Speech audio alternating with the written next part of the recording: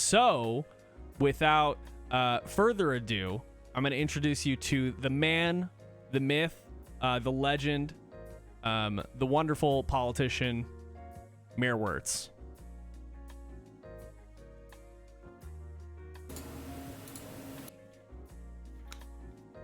Hello. Wow. What's going on? It was perfectly timed.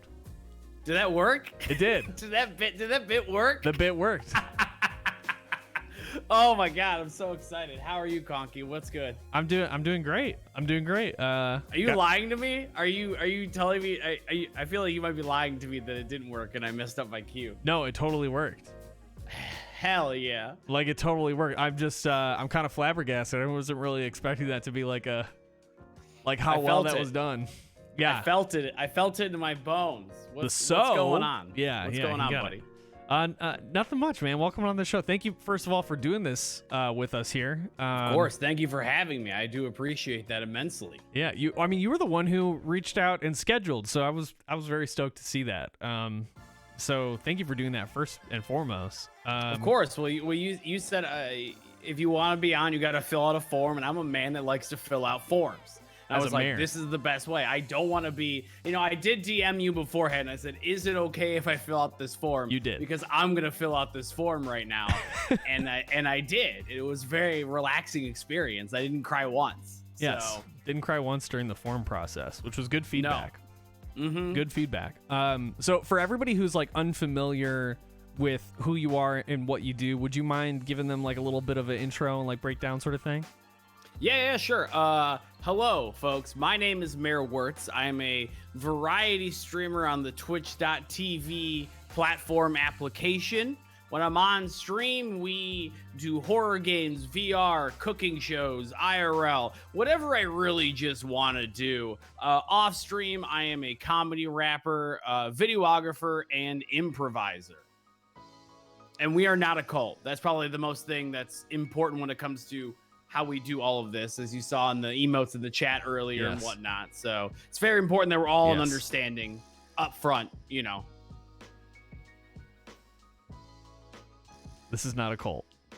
It is not a cult.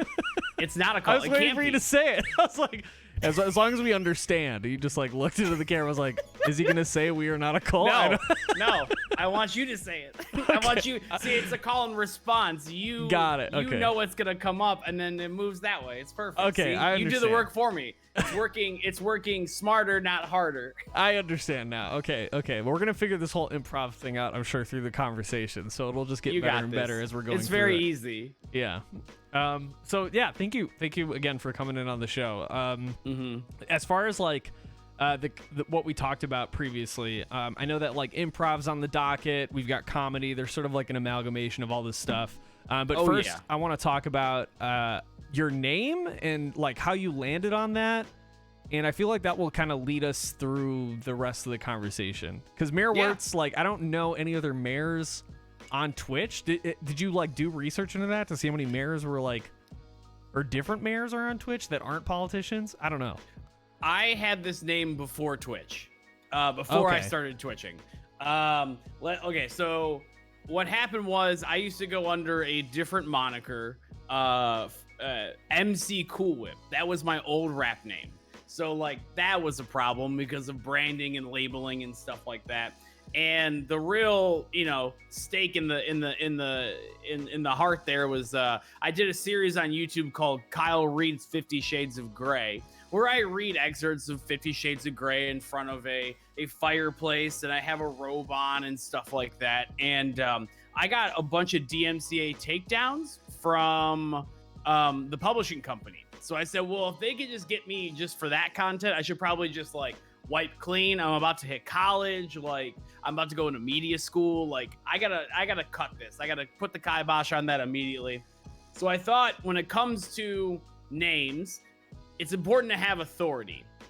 It's important so everyone knows right away what you are in your name. Like Conky Talks. It's going to imply that you are a talk show, that you are going to be just chatting in some capacity. Yes. When it comes to Mayor, I have an authority, and it may be, it may be a lie. It may not be. We don't know. I base it a little off of like Dr. Dre. So like he's a doctor, obviously. So it's like, why can't I be a mayor? And the thing is, like, no one's gonna question you being a mayor because there are literal dogs in the United States of America that are mayors of towns. So it's like the bar is so low that everyone's like, yeah, anyone could be a mayor, like over the age of 25. That's So, true. Yeah, we've got there you go. We've It's got perfect. Lori Lightfoot in Chicago. That's a perfect example of an incapable person. See? It's that easy. True. It's that easy to become a mayor. You just get the signs, you put them on the lawns, or in Chicago, With or you put 'em without in the permission. windows. Yeah. Yeah, it doesn't matter. I put them in the middle of the night, and I'm like, guess what? It's MayorWertz time right now. Like, here's a free sign. Who doesn't like free stuff? So yes, then I became MayorWertz.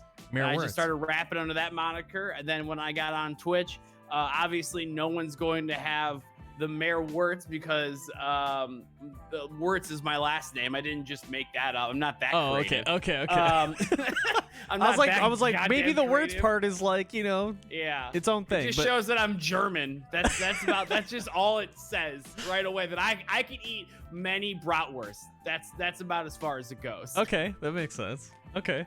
So going back to what you said before, you were talking about like your rap name was MC Cool Whip. So Yeah.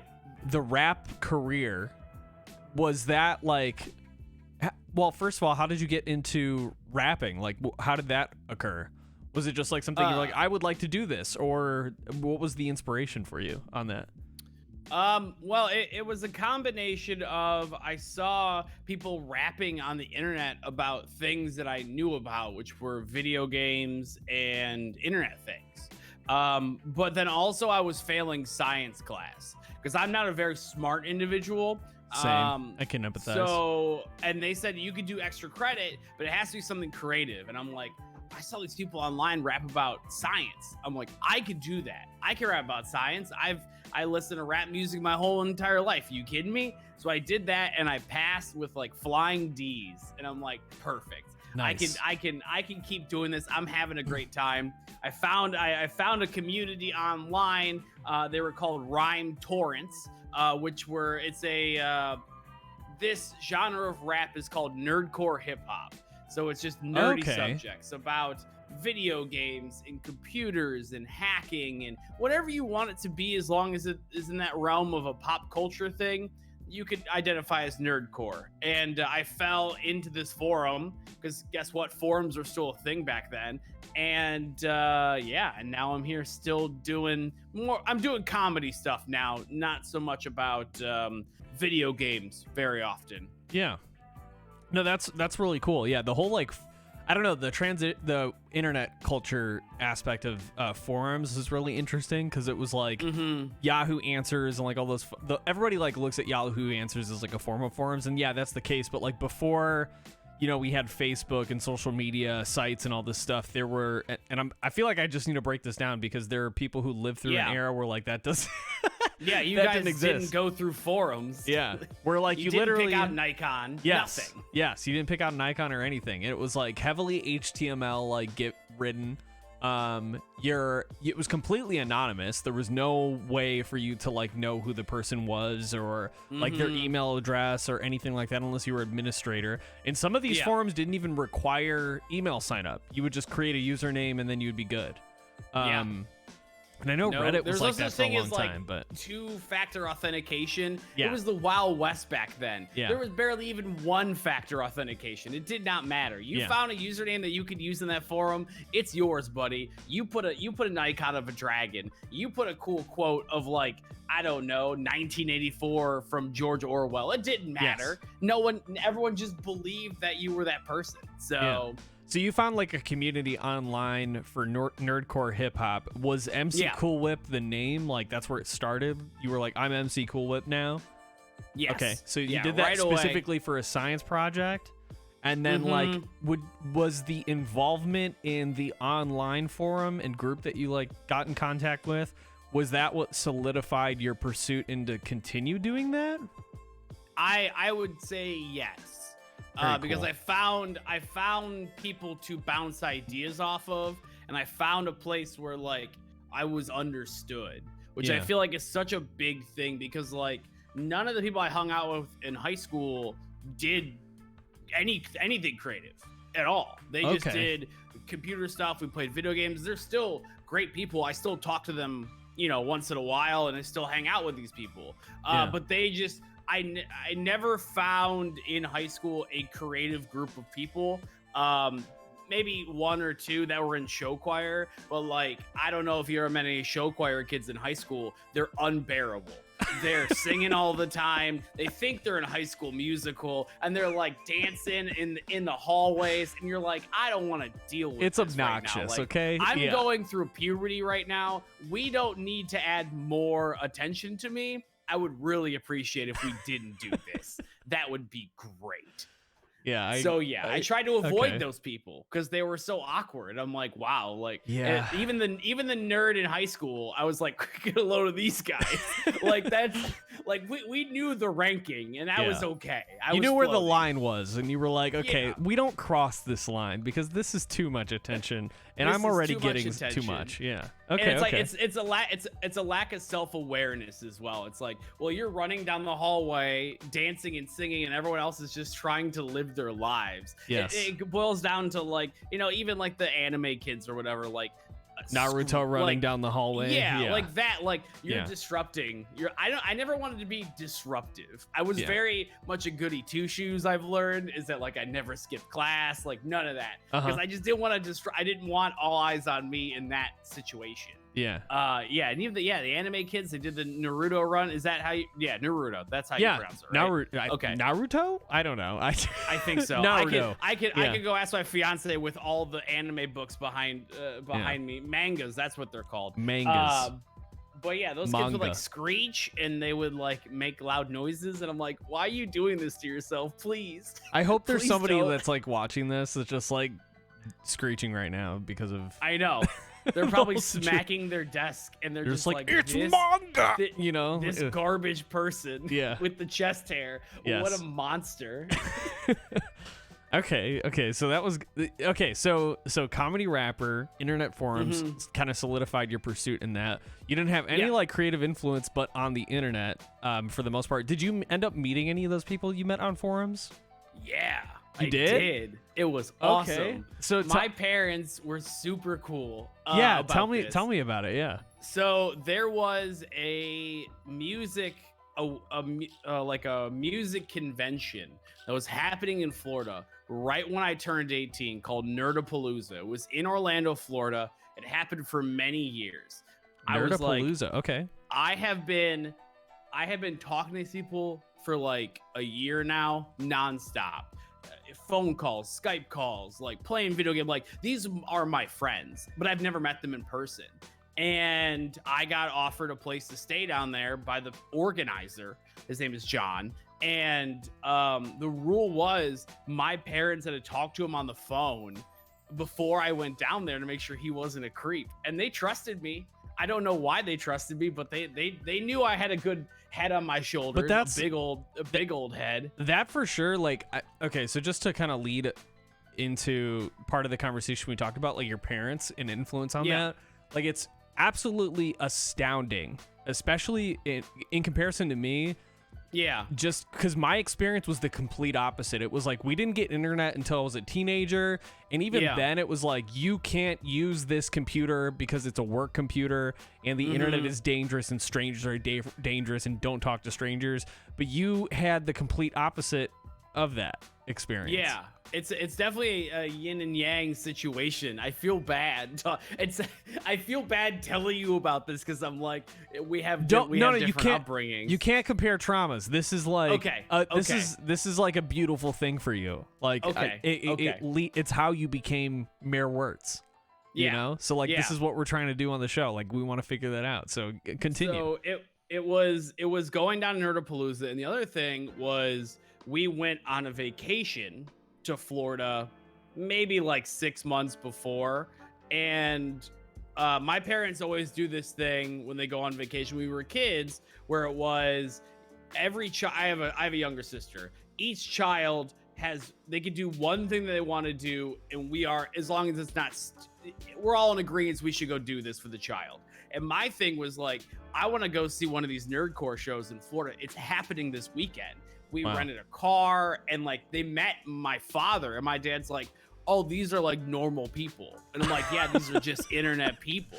And he's like, I don't understand the music. I don't get it. It doesn't appeal to me, but like they seem like nice people. He loved hearing that people were talking about him. Like they're like, oh, how's your dad doing? He's like, oh, I like this. You can hang out with these people. So yeah, at those two events, and then I flew down to Florida 18, had the time of my life down there, just meeting all my nerdy friends all weekend. Wow. You know, the statute of limitations probably gone, so drinking excessively, but it's in Florida, so it's like it's very hot and humid, so you're just sweating it out anyways. It doesn't even matter. So yeah, I guess we had definitely a different opposite approach to to the internet. Well, I think I don't know. I feel like if I didn't really have, like, all my close friends were in physical proximity and my parents could meet them, right? So I feel like, you know, I don't know. It says it's a pretty cool testament to how involved your parents were in your life,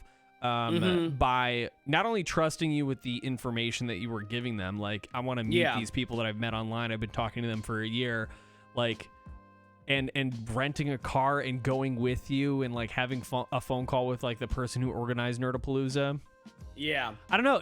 That's a really cool experience. Were your parents like big, like video game nerd people, or were they just kind of well, you said that your dad didn't really understand. What about your mom?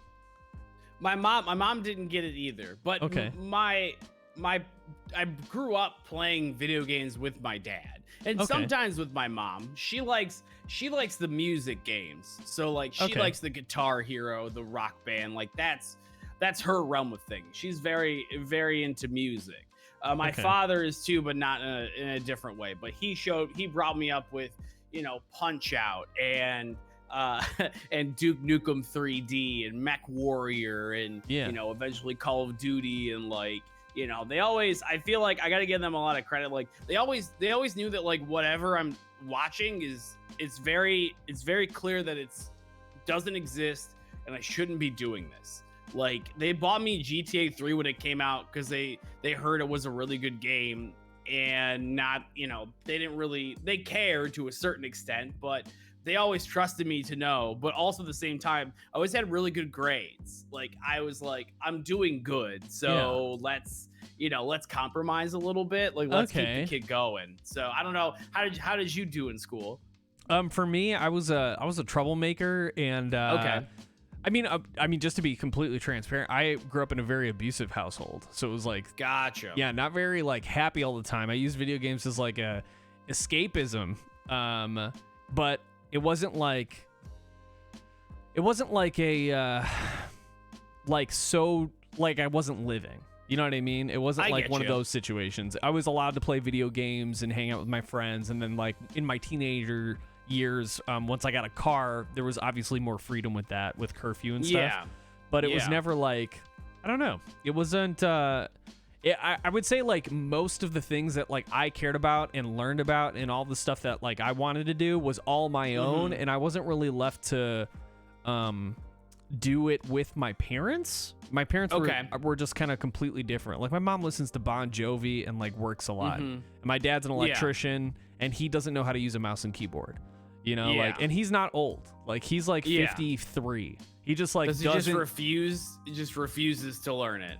Yeah, I mean, it's just like some people are just like that, man. Yeah. It's insane. Yeah, I cannot understand the de-evolving of times. Like things are going at a rapid pace. These last 10 years of technology, it's like you got to get on board the ship, otherwise you're gonna drown. Like it's so hard to catch up nowadays. Like I go see my Pookie, my grandmother, and we got her a smartphone. She has a laptop.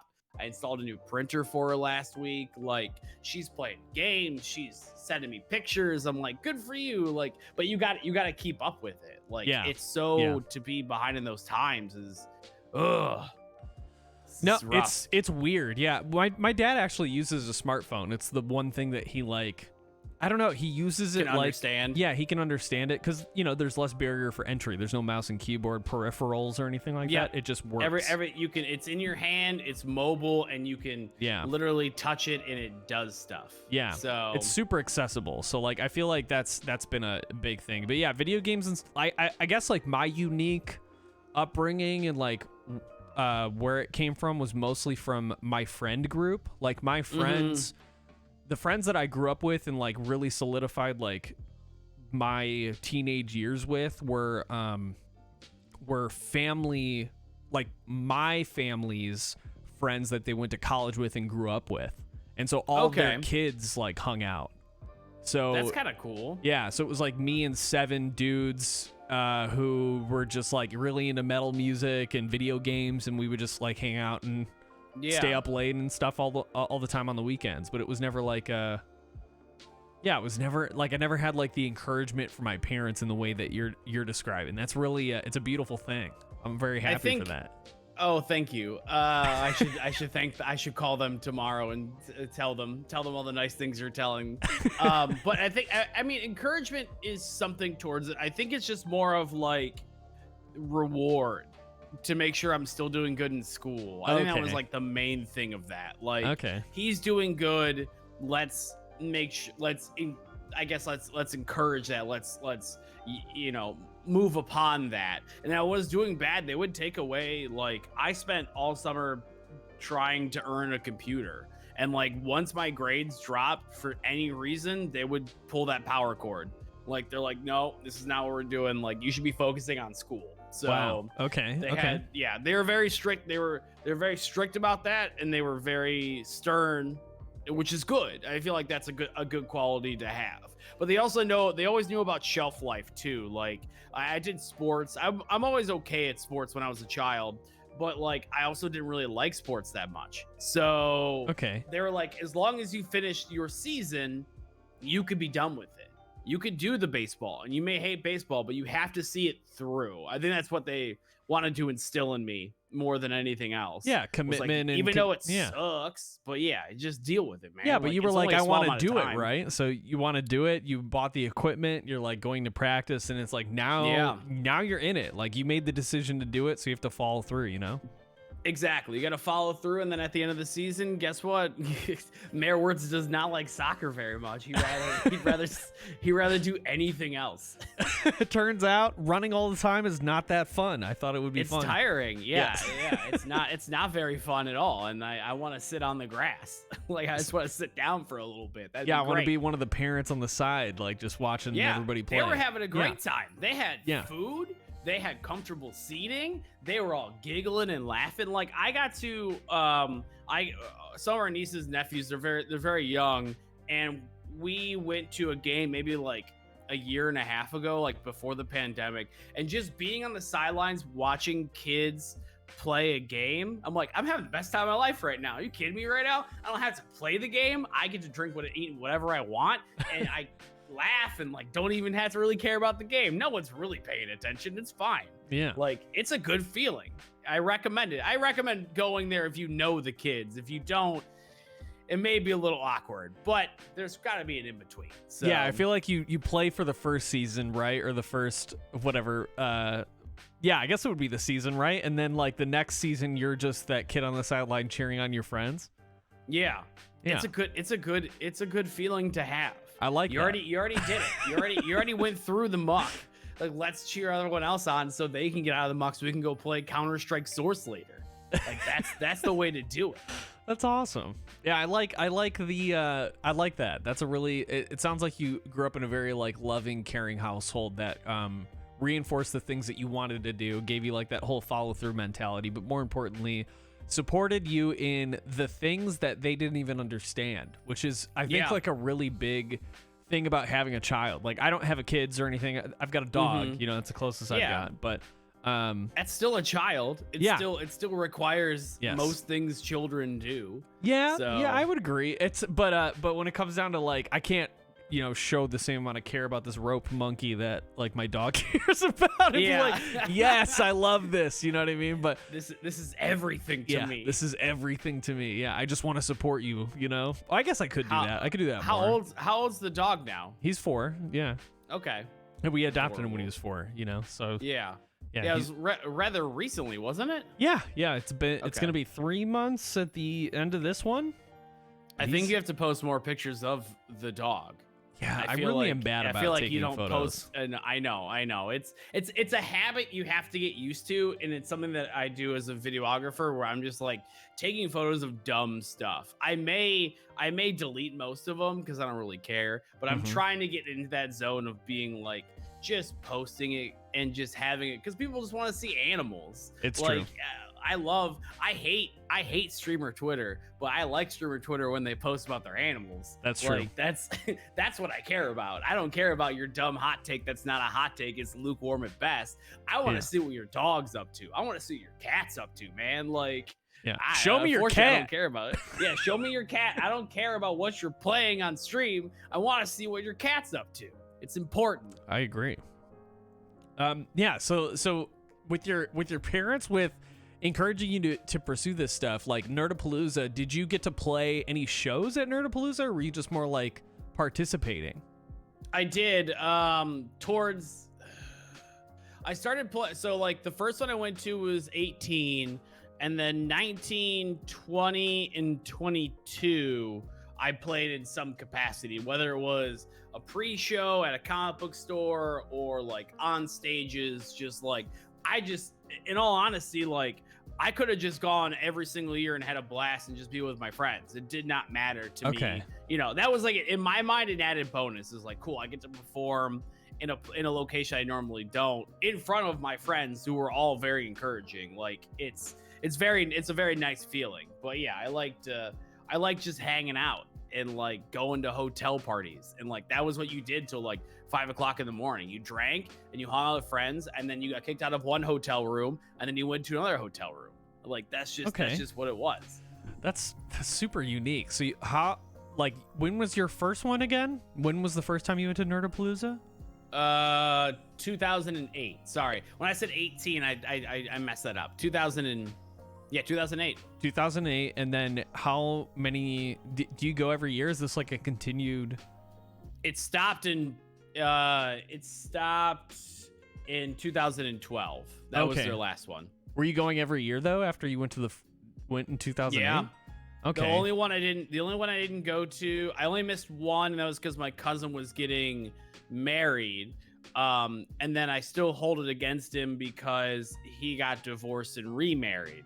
So I bring that up to him once in a while. I think, yeah, exactly. And I'm like, hey, I'm having a great time in Florida every year, and you happen to just get married to some woman. Yeah. And now she's some woman. Yeah. Yeah. And then you guys get divorced in 6 months. Come on now. Come on. Yeah. What are we doing here? I imagine like that when you heard about it, you called him. You know what I mean? You're like, I gave him a little shit. I bet. He takes it. He takes it pretty well. He was my cousin Chris was an influence in internet comedy as well for me. Like he showed me like Homestar Runner. So like I in all honesty, I cannot thank him enough for that, because that definitely solidified how comedy works for me on the internet. So Homestar Runner. He gets one pass. He gets one pass for the Homestar Runner. Homestar Runner. Yeah. Yeah. Homestar Runner, man. That's been that, and like I don't know if you Flash not games, Flash shorts and comedy. Like, man, I like Newgrounds.com was like a really big one for me, with like getting introduced to like Oni cartoons and all that. Obviously the Flash games and stuff, but yeah, homestarrunner.net. It's .com. Yeah. It's oh my goodness. .com. Yeah. Homestar1.net. It still holds up. We were watching some on stream the other day and was like, oh, this is still funny. It just holds the test of time. Like it really, not a lot of internet stuff does. Like we watch Homestar Runner, and then we watch a thing called Foamy the Squirrel. I don't know if you remember that at all. No, but Foamy the Squirrel, never heard of. it was an animated squirrel that was like really big in the Hot Topic scene. Like right before it was like in that realm of like they were still mostly about music, but like they had these they started buying animated t-shirts. And oh Foamy the Squirrel was like gosh, the big one. yes. Yeah, I'm sure you've seen it before, but it's like a high-pitched voice, and it's just like rants. It's just someone ranting with a high-pitched voice, like a chipmunk voice, and he cusses, and you're like, oh my god, as a 12-year-old, this is amazing. Are you kidding me right now? And then as a 30-year-old, I'm like, oh, I get the joke. Like Foamy I the see all Squirrel. this coming. Yeah. Well, it's got some Invader Zim vibes. Yeah, I definitely remember this. It totally fit in Hot Topic, 100%.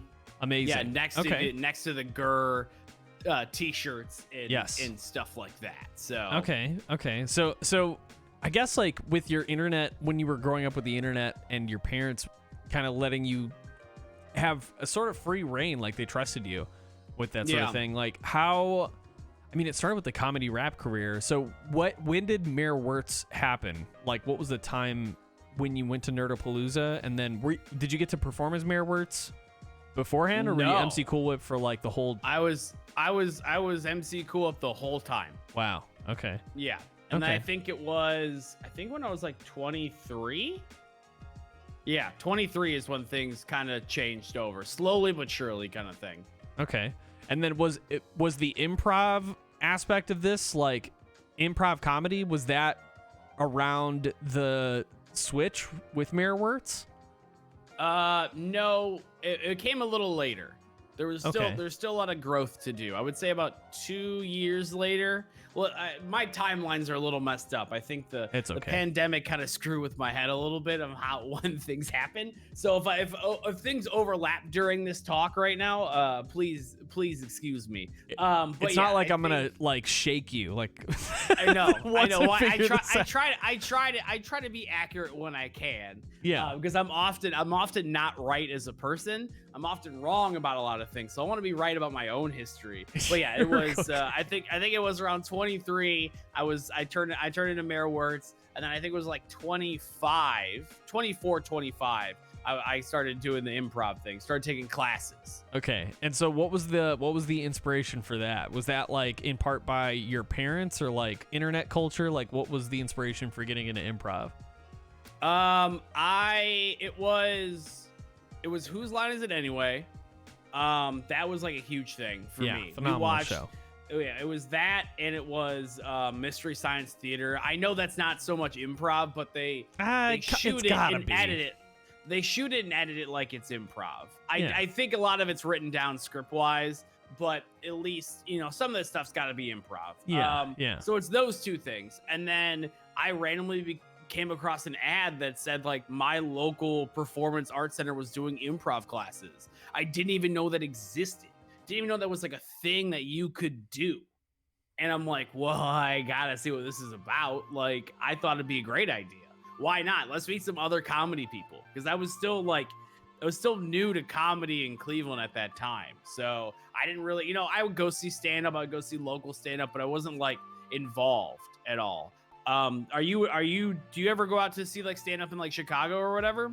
Not as much as I should. I mean, it's just a lot of like online stuff that I've seen, like internet or specials, like Netflix specials, that sort of thing. Yeah. What was the last good special that you saw? It was the oh, that's actually a really good question. The first thing I want to say is like the Dave Chappelle series that was on Netflix, but yeah, I feel like I saw something newer. Mm-hmm. Probably not. Yeah, Dave Chappelle, I think, was like the last thing I saw. The Netflix series that he was doing. I still haven't seen those. It's like a two-parter, right? Yeah. It's okay. I mean, I would recommend them if basically like the way I would explain. I mean, I don't feel like I need to explain Dave Chappelle to you. You probably have a really good firm understanding of it. But for anybody who's curious about it, so like Dave Chappelle is just a well-seasoned dude. So like hearing him just go from serious topics and blending in his own like comedic perspective, it feels like a conversation but it's almost like a Carlin is what I would describe, but it's super nutrient dense. Yeah. And there's a lot going on in his cadence and his sentence structure. Like, it's almost just, like a beat poet. It's wild. Yeah. Mm-hmm. Yeah, it's super well done. Yeah, comedy was super interesting for me, I guess, like growing up. It wasn't like improv comedy and all that, like Whose Line Is It Anyway? I distinctly remember like watching that with my dad and my mom and like my sister, and we were laughing, obviously, because that show is phenomenal. Oh my god, it's so good. Yeah. Oh my goodness. And the fact that it ran for so long, like just based off of like, okay, it's Drew Carey pulling shit out of a hat, like that's crazy. Yeah. But yeah, the first like comedy thing that I ever experienced was my dad showed me Richard Pryor's album. I think it was like The Pool House. I think that's what it was called. Okay. But that was my first time. Like black comedy was always like a part of my household. It was Richard Pryor, Bill Cosby, and that was primarily it. Like that's what my dad showed me, and I always thought it was like interesting how it was all about like these personal stories that were extreme and exaggerated, and it was just something that like I really enjoyed, and it was very like I wanted to imitate that, like with like how I told stories and try to make my dad laugh and say obnoxious shit and stuff. So exactly, because you see that reaction from your parents, like from the television. You're like, oh, it puts them at ease, it disarms them, and they're having a great time watching someone do comedy. Like that's a trigger for me. Kidding me? Like I could do something like that to like make my parents laugh and people to like me in that regard and listen to me. That's awesome. Did your mom do get into comedy stuff as well besides Whose Line, or your dad was the one that was like showing you? Yeah. It was mostly my dad. My mom was like gone working a lot. She wasn't really like a bigger part of my life as much as my dad was. So me and my dad like bonded over playing like Super Mario 3, and he would show me comedy albums, and like he was just overall like a goof ass. Me and my sister are both like goof ass. That's how I would explain it. Like he'd be making a sandwich in the morning and he'd have a whole fucking song. It'd be different every day. You know, like, and he'd just be singing by himself. Like, we could hear him, but he didn't give a shit. You know, so it was didn't like, matter. Yeah, it didn't matter. He was entertaining himself in that. It's like the ball in the cup thing. It's like, you're just playing for yourself, buddy. Exactly. And that's okay. Exactly. Yes, that's the best way to describe it. So, like, that was my form of comedy, was like goof-assery. And being a dummy. And I like, even when I was little, like, I was getting into shit. Like, one of my fondest memories that was like really fucking funny to me, although looking back on it was kind of messed up, was we had this giant like half a football field backyard, and most stories start like that. Yes, and dude, and so I had this I don't know if anybody knows this game, but there was like the elephant butterfly game. I had this. Yeah, the butterfly game. Yeah. Oh my god, you got to describe it though, because I don't think many people know what this is. Okay, let me pull up an image, because as soon as somebody sees it, like, I'm pretty sure that you could probably get a commercial on YouTube or something. Yeah. I don't know if there's like DMCA, but here's what it looks like. So like you'd get this. This is they made a new version. What the hell is this? There's a new one? Yeah. It's on Amazon right now. I'm about to buy this for my nieces and nephews. This you game, should 100%. This game slaps. Yes. Are you kidding me? Yeah. So like this game, essentially like what you would do is it came with this big plastic tube. You put all the butterflies at the bottom and you turn it on with batteries, and then it would blow all these like bow tie butterflies up, and whoever catches the most butterflies wins. So I took that net. I took that net, and in the spring, like all these flowers and dandelions would pop up, and there was bees everywhere. And so I spent probably close to an hour or more going flower to flower, catching all these bees and just dragging the net. And then I brought it up to the patio where my dad was working, and I was like, "Dad, look at all these bees I got." And he's like, "What the heck are you doing?" And so like I distinctly remember, he's like, "Okay, you have to stay here." And I'm sitting on the standing on the like back concrete porch or whatever, and he drags the net out in the middle of the field, and I see him like throw the net up, and then he just is full sprint running the fastest I've ever seen him running ever in my entire life. And I was like, that yeah. So I was always doing shit like that. I was always doing like weird ass shit. Yeah. But it's all because of him, you know. He's being a silly. He was a goof ass. Like he made me. You learn from your parents. I mean, that's just what it is. You learn the good and the bad. So. Yes, for sure. So that's where a lot of like, I guess, I never took improv classes or anything, but a lot of my comedy inspiration is like, I guess, improv from my dad, like making up songs on the fly and doing stupid shit, and like my weird sense of humor is sort of like mixed in from like internet culture and I don't know, goof assery is really what it was. Yeah, like just being a goofball. Like, yeah, that's half the fun, because it's like being a goofball is such innocent fun. Yeah, you're not hurting anyone, and you're kind of just doing it for yourself. Right. So it's really, in a way, it's selfish comedy, in my opinion. Yes. Because no one else really cares, but you're having a good time. So that's a good way that's a good way to describe a lot of the like channel stuff that I like. The humping the pole thing, like in my channel, is like that's for me. It's not for everybody else. Like some people enjoy it, but like the reason why I did it is because I thought it was funny, and it is selfish. So exactly. Yes. And I like circling back to the oh god, why am I forgetting the name? Whose Line? There's I listen to the great Greg Proof's podcast, and he often tells jokes, and when he knows they're not gonna land, he goes, "Thank you, that's for nobody." Like it's literally just for me. I just want to say it because it's gonna make me laugh. Like I don't care what you guys think. This is my I'm doing this for me sometimes too. So I like it. So Whose Line was primarily it. Where else were you drawing inspiration from? Were your parents also like super well, I guess like the Whose Line thing was the improv. Was that like the spark where you're like, people can just fucking do this shit? Like that's crazy. Yeah, we're a big TV home. Like we always loved television and movies and stuff like that. Like we're just media. The Wertz clan is just media consumers. Okay. That's all we want to do is consume media, because it's like there's so much good stuff out there. Like, you know, my dad would always show me like stand-up stuff, and you know he was really big into like Jeff Foxworthy and like that whole clan of people. So like I know most of those albums front to back. Like we played a bunch of that stuff. And then, you know, my mom really liked her sitcoms, so you got your Will and Grace, like that realm and stuff like that. And we just consumed and consumed. So it was just like you get to pick anything that you want at that point. And everyone was having a good time, and like you just in different ways. So I learned that like comedy doesn't always need to be on stage with a microphone. Comedy could be in someone's high-rise apartment.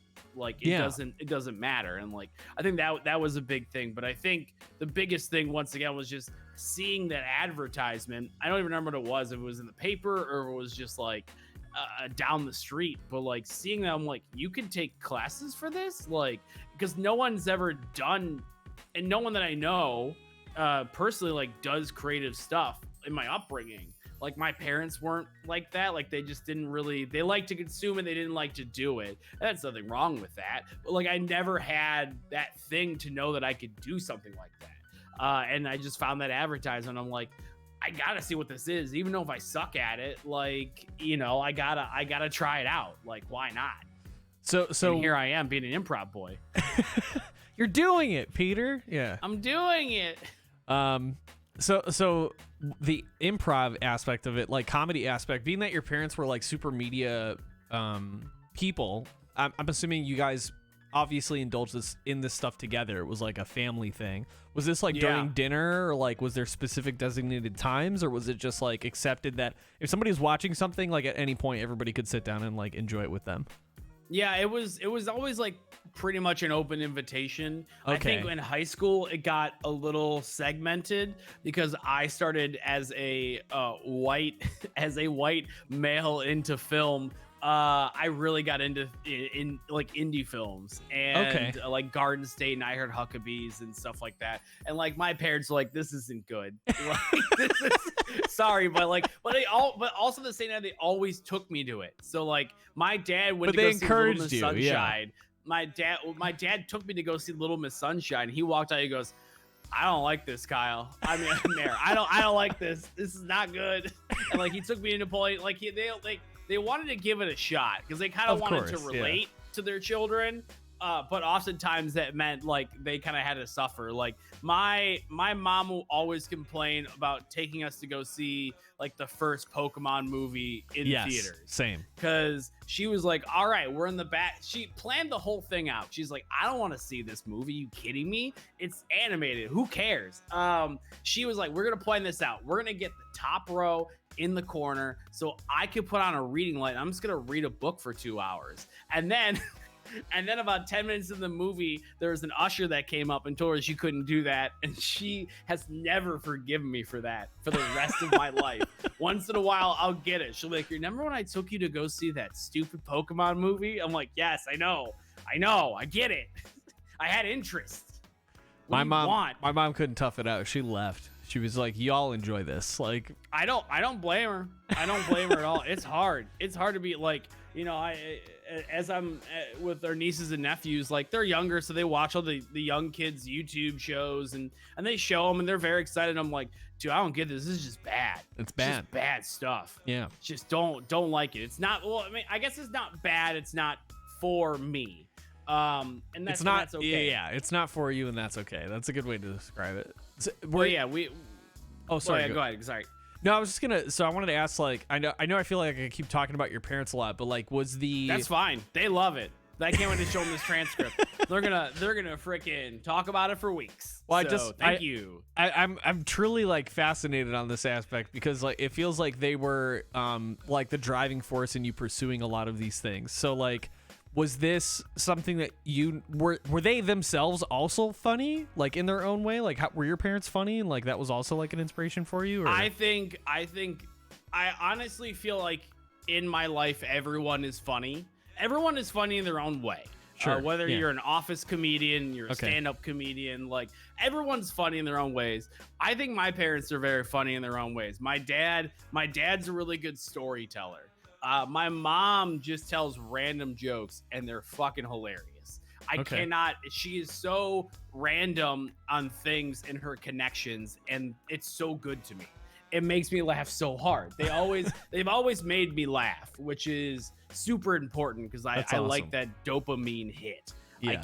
I can't help it. But yeah, they were always funny in their own ways. You know, my dad liked a lot of like slapstick stuff. Like he loves cartoons. Like Three Stooges. He's like the Three Stooges, but he's like when I worked at the movie theater, I would get free tickets a lot, and he would go see every animated movie because he's like, I love like opening weekend, Despicable Me this 2, man, Kung Fu Panda. He's like, this dude's like 6'5", and he's like, he planned it out. He's like, I'm gonna go. Your mom's not gonna want to go with me. And I'll go during the day so I don't look creepy. Like, he's like, I just like cartoons, man. Like it's like I like what I like. Like That's amazing. I'm not trying to be bad, but yeah, no, my mom was more really liked, I keep going back to Will and Grace because I think that show is really solid, but she likes quick-witted stuff. So I get the best of both worlds and whatnot. So you're sort of like an amalgamation of those two. And then I think so. Improv attached onto that too. Yeah, and just way louder than they are. Way louder than they are. I cannot help myself. Okay. So the improv classes, how did that go? I mean, I obviously you've never done improv before, so you probably thought you were gonna kill it, I'm assuming. Yeah. So we talked to the pre-show interview that I found myself to be like very cocky and being like, whoa, I could tell jokes around the office. Look at me go. I can make people laugh at school. Like, look, I got jokes for days. Improv's gonna be easy. That first 3 months of improv was terrible. I had a good time, but I was getting my ass handed to me left and right. Can you elaborate? Can you elaborate that on that a little bit? Like the rules, and what do you mean by like getting your ass kicked? Like what was that like? Oh yeah, are we allowed to cuss on this? Yeah, 100%. For like an hour. I apologize. Yeah, this is a mature channel. This was a cuss zone. So basically the idea. One second. Yeah, Rob. We have entered the cuss zone. Wait. Okay. We have entered the cuss zone. Okay, we are cool. free to cuss. Whew. Okay, cool. All right, we're good. Now I'm excited. Freaking heck, bro. Let's do this. Yeah. So the first couple of months were bad because they were kind of just beating out the bad habits out of you, which is trying to tell a joke to tell a joke, which is always a problem in improv, because that means you're not thinking of your scene. You're just thinking of how you're going to be able to tell this joke, and you're waiting for someone to stop. You're not living in your zone. You're just kind of observing. It's like active listening. Yes. Active listening is basically 90% of improv. Is active listening and then reacting to your active listening abilities. So so that first 3 months is just getting that out of your system. I was telling jokes, and like the teacher would stop the scene and be like, "Mayor, stop doing that. Like, you cannot keep telling jokes. Like, we know you have jokes. Stop telling them. Like, they don't make sense. You're just throwing, like, it's like that one character in a sitcom that like always has those quips. I'm like, I could be that guy. I could be Mr. Quipster. Like, it's gonna be Quipster. Great. And in improv, you just they'll kick you out of scenes on purpose to get you out, because they don't want to deal with you, because you're a bad wild card. So the first 3 months of that were very rough, but it's like conditioning for a sport. I mean, they had comedy sports in Chicago. I mean, it is a literal sport in understanding of how to use language, movement, and behavior. Like, it's not as physical as like football, but it's still mentally draining. So would you say that like those would be considered like soft skills, right? So like what your perception of comedy had to be sort of completely altered or destroyed in this aspect, and because of how you were like pursuing your own endeavors, that was probably like your big ego deaths, right? Yeah, that was probably, as an ego death goes, that was like, oh, you're not funny at all, and no one likes this. Like, no one likes this at all. You thought you were safe? Did somebody say that? Like, what was your first time getting pulled out? Like, what did that feel like? Oh, what did it feel? It felt like I didn't know what I was doing with my life. It felt like I messed up the last 10 years of everything I wanted to do. Like, it was a gut punch to me. And you're paying to be there too, so it's like, and I'm giving them weekly allowances, and then afterwards, as a thing, we would go to the bar across the street and talk about comedy still, and I had to stand there and be like, I don't even deserve to be here. Are you kidding me right now? What do I have to say? I can't even. I don't. None of this works. You're like the kid that like got pulled because he was playing football incorrectly, like from the start, and they were just like, okay, you're gonna sit on the bench the rest of the fucking game. You're watching everybody else play, but we're not gonna like address it. And then like we're gonna all hang out. You know, and you're part of the team, but you were just sitting out.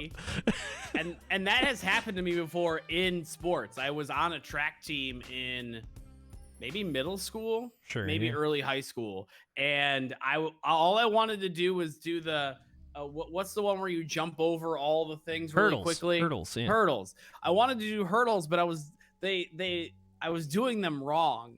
Like, I found out that I was jumping over them incorrectly. They said I jumped over them like a Street Fighter character, and I said fair, because that's what my jumping inspiration was. I was jumping over them so terribly. They're like, "Can you please stop doing this?" So it's just a lot of thinking that I know. I think it's an ego thing. It's like, I think I know what I'm doing. I think I got this.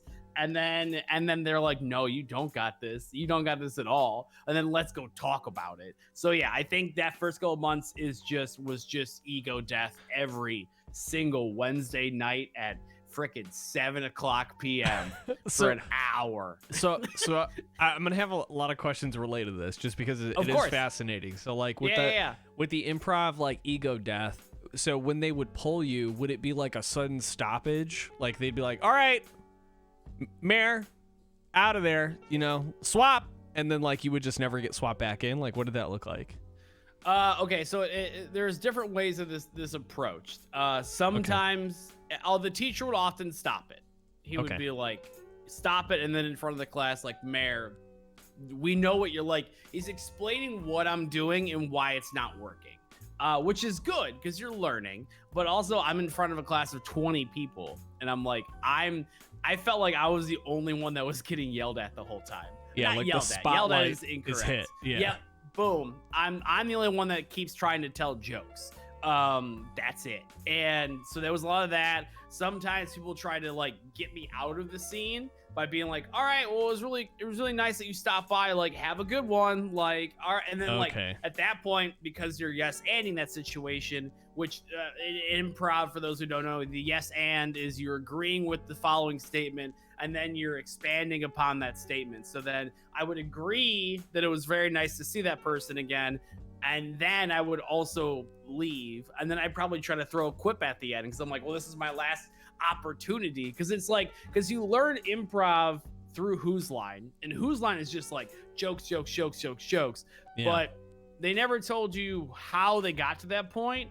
And it's learning the behavior and the follow through and how that all works. So you can tell jokes like that. Like I feel like I'm at a point right now in my improv. I haven't done improv in a little while now because of the pandemic, but like I'm at that point where I think I could do quips, but they make sense. They're within context of the hurdle. Situation and all that. Okay. Exactly. Yeah, that makes you don't sense. Try to be funny. They always tell you you shouldn't try to be funny in improv. It should come naturally, and that is true.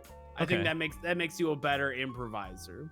Okay, so that makes sense. It's more like authentic in that sort of way. It's sort of you're not like trying to, and I'm like, I don't know. I feel like streaming is kind of like that. Like there's a lot, the comedy in streaming is really just like zoom ins. Like I'm gonna say something now. Look at me, zoom. Yeah, like there's just like there's not really like a setup to it, or it's not within context. And I will admit that I have a Zoom button and I use it. I try not to use it very often, but you have to know your audience as well. I feel like that's super important. But you living in Chicago though, like you're kind of at a good hotbed for improv. 100%. So not only can you see improv, but like those like the IO theater there, a great theater, has improv classes. Would you consider maybe doing something like that when things open back up? I mean, yeah. I feel like it would greatly help me with just, I don't know. I feel like I need an ego death again. Yeah. What a good way. Did you not hear what I just said in the last 20 minutes? It hurts. Yeah. I'm 31, so it may kill me, but I'm okay with that. Yeah.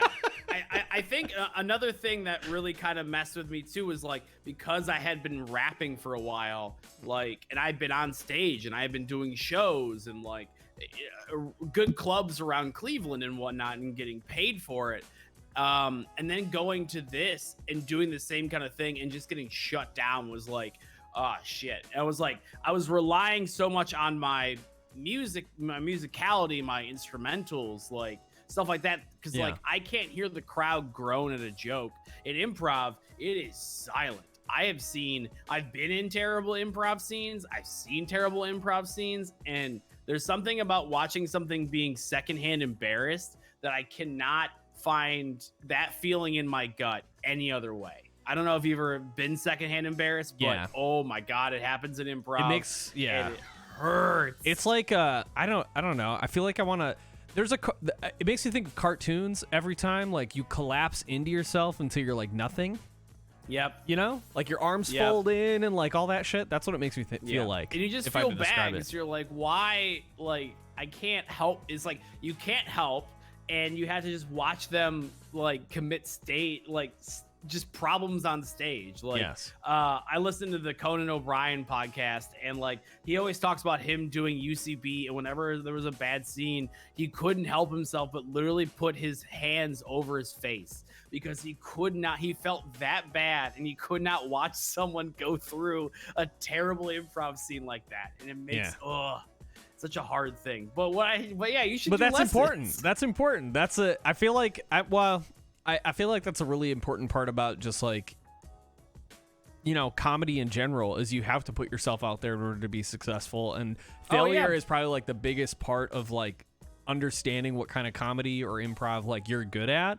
And I mean, I guess, are there different styles of improv like that people are best at or like gravitate towards? Or is it just like the word improv? Like is that the umbrella term and everybody just kind of goes with that? There are two sets of improv. There's a short form improv that would be your whose line is it anyways. So everything starts with a concept or like a game, as we call them. They have a game to it. So things from a hat, world's worst, the hoedown, like those are all games. They're all small segments. And then you also have long form improv, which is about a 45-minute set of improv, which is called a herald.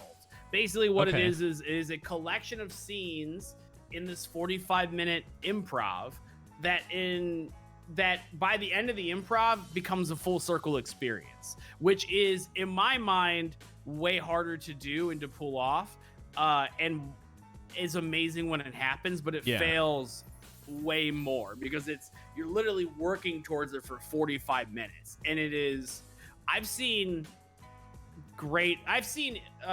long form improv where it was literally two guys sitting at a baseball game. They didn't change the scene. It was 45 minutes of two guys talking in a baseball game. It was enthralling. And then I've also seen 45 minutes of improv that I wish I would never have wasted my time. So the longest 45 minutes of your life. Oh my God. And like, that's the thing too. Like I make fun of improv a lot because I love it. And I also make fun of things that I very much like because I like poking the holes in things. I think that's important. I think that might be an internet thing. I don't know if you do that at all, but being 100%. Thrown on the internet, all I want to do is find the problems within it. And like, for example, like no one in an improv troupe ever comes on stage normally. It's always way over the top and it's often never funny. They always come up, someone's doing this, someone's doing this. I'm like, I hate this. I'm gonna make fun of you guys for this. Like, just like, I hate the idea of like, you should be cool, but like, be a good representative. Like, if I saw that as a normal bystander, I'd been like, fuck these guys. Fuck these what are guys. They doing? Come on. Come on. Yeah, no, that's Come a good on now. that's a good reaction for it. I feel like that with the whole improv comedy thing, it's such a fascinating thing. I didn't know that there was sub like genres or like different ways of doing it. What was the most valuable like takeaway that you use with like your content creation and channel? Is it not one thing? Is it like the whole, like what skills you've learned from that, like yes-anding and like I think it's the yes-anding. I think it's the going with the flow and understanding that things are out of your control. Sometimes you can control it. Obviously, there are a lot of channels out there that are, this is what we're doing, this is how we're gonna do it, and whatnot. For my channel, I find that to be the opposite. We do have a structure, which is our game. We're going to play a game today, or we are going to cook something today. But within that game itself, things randomly happen. We have many nights that we just go on random YouTube wormholes because I'm like, oh, that's interesting that you said in chat. Like, let's see what that's. Let's go into conspiracy theories about Back to the Future predicting 9/11. I could watch that for hours. Are you kidding me right now? It's amazing. And I feel like that's a good thing to have, to like stick and move. I feel like is the most important thing to be able to do on Twitch, because things go wrong, whether it be technical issues, software issues. Bring it back to cooking. Like, things go wrong in cooking. Like, I set a freaking pot holder on fire, and then I pepper sprayed our whole house, like during a cooking stream one time. Like, why? We were cooking. Why? We were cooking. I was cooking peppers for a chili, and I kept all the seeds in, and it was way too high, and it just traveled through the whole entire house. So like, I got pepper sprayed technically. Like, when I say pepper spray, I mean like not traditional sense, but like my eyes are red. I was crying. My fiance was like the other side of our house and was crying. Like, we had to open up all the windows. Like, it was bad, but things happen. What are you gonna do? Well, we learned. We learned that Mayor needs to pay a little more attention when he deals with hot food. That's just what holy shit. I didn't even know you could do that. Now when you say that, I'm like, oh, okay, well that makes sense, I guess, right? But I didn't know you could do it until it started getting too late. And like all of a sudden there's like a little bit of mist in the kitchen. It wasn't going away, and I'm like, oh no. And then you're like, why am I crying? Yeah, all of a sudden I'm like, man, I keep blowing my nose, that's super weird. Like, yeah, you just don't think of those things. So, yeah. So was it the casein? Is that what it's called? Like I don't even know what it's called. I just know it was hot and it hurt. Yeah, I think it's called casein. I know the seeds are the hottest parts of the pepper. That's the one thing I can tell you. Casein, casino, hot peppers. Yeah, casein forms. Wait, no. Fat-loving protein. No. Oh, capsaicin? Capsaicin is a chemical component of chili peppers. There it is. Okay. Yeah, that sounds right. That's the oil. So like if you get it on your hands, that's why they're like soap and water isn't enough. Like if you go to the bathroom, like don't touch yourself or don't touch your eyes, that sort of thing. That's crazy. I've burned my forehead on jalapeno peppers before because of that. So just going like cutting a bunch of jalapeno peppers and going, that was a lot of work, guys. And then all of a sudden my whole forehead started turning red. I'm like, why does it hurt? Why does everything hurt? This sound you have, the sound alert of like, Mayor, it's burning, like has so many more useful meanings now because I know. I know. It was, that one. I love those sound effects. My channel has been enjoying them quite a bit lately. Yeah. Maybe a little too much. Yeah, I was watching you play the Dread X collection and like you're shooting the weird turkey thing that was all connected together and Mayor, it's burning, and without missing a beat, you're like, nothing's burning. Nothing's burning. I think they love doing it when it has nothing to do with food. Yeah. And they also love doing it when I'm only chopping food. When I'm not cooking anything. It's like that's the other thing I really like about adding things for chat to do. Really adds to the experience because that goes back to the improv. Is like now I have to improv off you guys adding extra layers to things. And I feel like that's like not years of training, but training in general. You have to know to go with that flow and opening that up. Like, obviously, I can only have 5 sound alerts on there like that. So I know what's going to happen, but it's the timing thing that's always going to, that's the real comedy bit. When they get a good fart sound out or they get a really good Merritt's burning, it makes me laugh so hard because it's like, this is amazing. Like you couldn't pull this off because there's so much. There's even like, in stream, like there's still a delay. It's a couple second delay. So like think of that with comedy. Like comedy is a lot of its timing. So to have that delay and to kind of rely on that delay to hopefully equalize that out is, it's mind blowing to me. I love it. So would you say that like your love for improv and comedy was what led you to streaming? Like how did you find out about like Twitch streaming and decide you were going to pursue it? So I found out about Twitch streaming from my roommate. He was showing me Dr. Disrespect.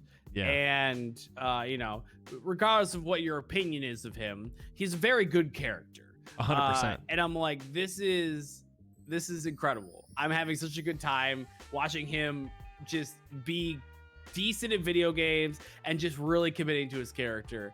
Yeah. And I was in between improv troops at the time, and I was going out a lot for improv. Like every Saturday night I was doing improv shows, and I'm like, I need to dial this back. I'm not seeing my friends very much. I'm not seeing my fiance as much. Like, let's switch gears. Let me be home a little more. Try this for a little bit. And I can play games, and I'm a little bit of a workaholic. So I get to combine playing video games with my friends, which I love to do, and then also work because it's technically networking and it's technically advertising.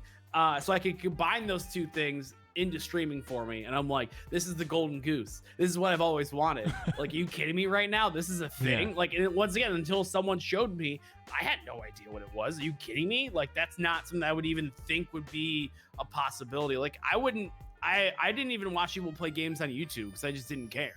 Because I'm like, there's no interaction. I don't like just watching things. Right. I want to interact. I want to participate. Even though, improv, you throw out suggestions and whatnot, but that's still participation. Yes. Like that's what I like about it. So yeah, I think, just starting out, just not knowing. And I used to just play shooters. I played PUBG. I played Rainbow Six. Anything with a gun in first person, I was playing. So, and now I don't play any of that stuff. I can't help it. Well, it's it's not good content. Yeah, I feel like it depends on like how it works, right? And so like it's not conducive to improv. Like unless I guess you could do it. I don't know. there's ways to do it, but like there are things that just kind of feel right and fall into place, and a lot of that really comes down to like leaning into that improv muscle you're trying to work out all the time, you know? So like the games that are more ambiguous or give you some issues or like maybe not the best games, like those will give you more room to sort of, you know, flex that improv muscle and allow chat to participate into it like as well without feeling like they're interrupting anything. Exactly. I never, that's why I love the chat feature, because it's like, I never want to have anyone feel like they're interrupting. I feel like they're part of the conversation. Like, I think you do a really good job with that too, like having the viewer call-ins. I think that's a super cool concept, because it's like you're hanging out with your buddy and someone's just playing a game. Because I've done that in college where we just like, I watched my buddy play Legend of Zelda. I don't give a shit about that game. Yeah. It's a kid with a sword dancing around. I don't know what he does. I don't know what the goal is. I don't care. Yeah. But my buddy's here and he's loving it, and I can just chit chat while I'm drinking a Labatt Blue. Are you kidding me? It's such a good. So yeah, I have to commend you on that, because it is such a cool. And I don't see a lot of people do that, because normally people have call-ins like we're doing now, and it's like very focused. But it's kind of like you have this chill atmosphere about your channel. And I wish I was here more, and I really apologize. But not at all. It's the same. Like, it's the same for me. I watch the VODs. It's the same. I have you on my work computer the next day, going like, cool. Wow. I get to hear you talk about your conversations and stuff. I think that's super fun. Like, it's good working. Good. I'm like a dog. I need to have like, you know, like people like will put like the radio on for their dog. Like I need that like all the time. Like I need to have, I'm such an extrovert. Background noise. Yeah. I need to have noise. I need to have something going on. And like, that's why I like the conversation, because I think the chatting of that is really cool. So I commend you for that. Yeah, that was that was something that I don't know, talking has always been like my strong suit. I don't know. I don't think it came from my parents. I think it was just honestly like it probably came from my dad being a goof ass and whatever, and like seeking attention. But a lot of that was just like 10 years of retail and like you learn. Yeah. Well, I think a lot of it honestly came from like my Apple Store experience and like doing that for I was doing that for like 3.5 years. And you talk to, depending on like launch days and shit, you talk to like more than 100 people a day. And it was just, I thought it was really weird how, like, depending on how I navigated the conversation, people would just be really ultra uncomfortable with me, and it was really fucked up. They would, like, open up to me about some shit. I'm like, dude, I have been talking to you for 15 minutes. I can't give you advice on your kids. What the fuck are you talking about? Like, they're not coming back. I don't know. Like, are you going to buy this iPad protection plan or not? Buy this fucking iPad. Get this Apple Care. Get the fuck out of here, dude. Well, that's a good sign that you should be a Twitch streamer, and being that ability to talk is such a hard thing to teach. And I think that just only comes with experience, and like having that person open up to you in 15 minutes means that like you, one, you're approachable, and two, you're asking the right questions. Like I feel like that always, you're always, I think we all had that in retail at some point, someone being very open and honest, and I'm like, I don't need this, but like I unlocked that key. I got that peg through that hole. Didn't mean to, but here we are now. And now I know about your dead dog. Thank you. Yes, thank you. I really enjoy your new Apple this. Watch. Have a great day. Like, dude, it's fucking weird, dude.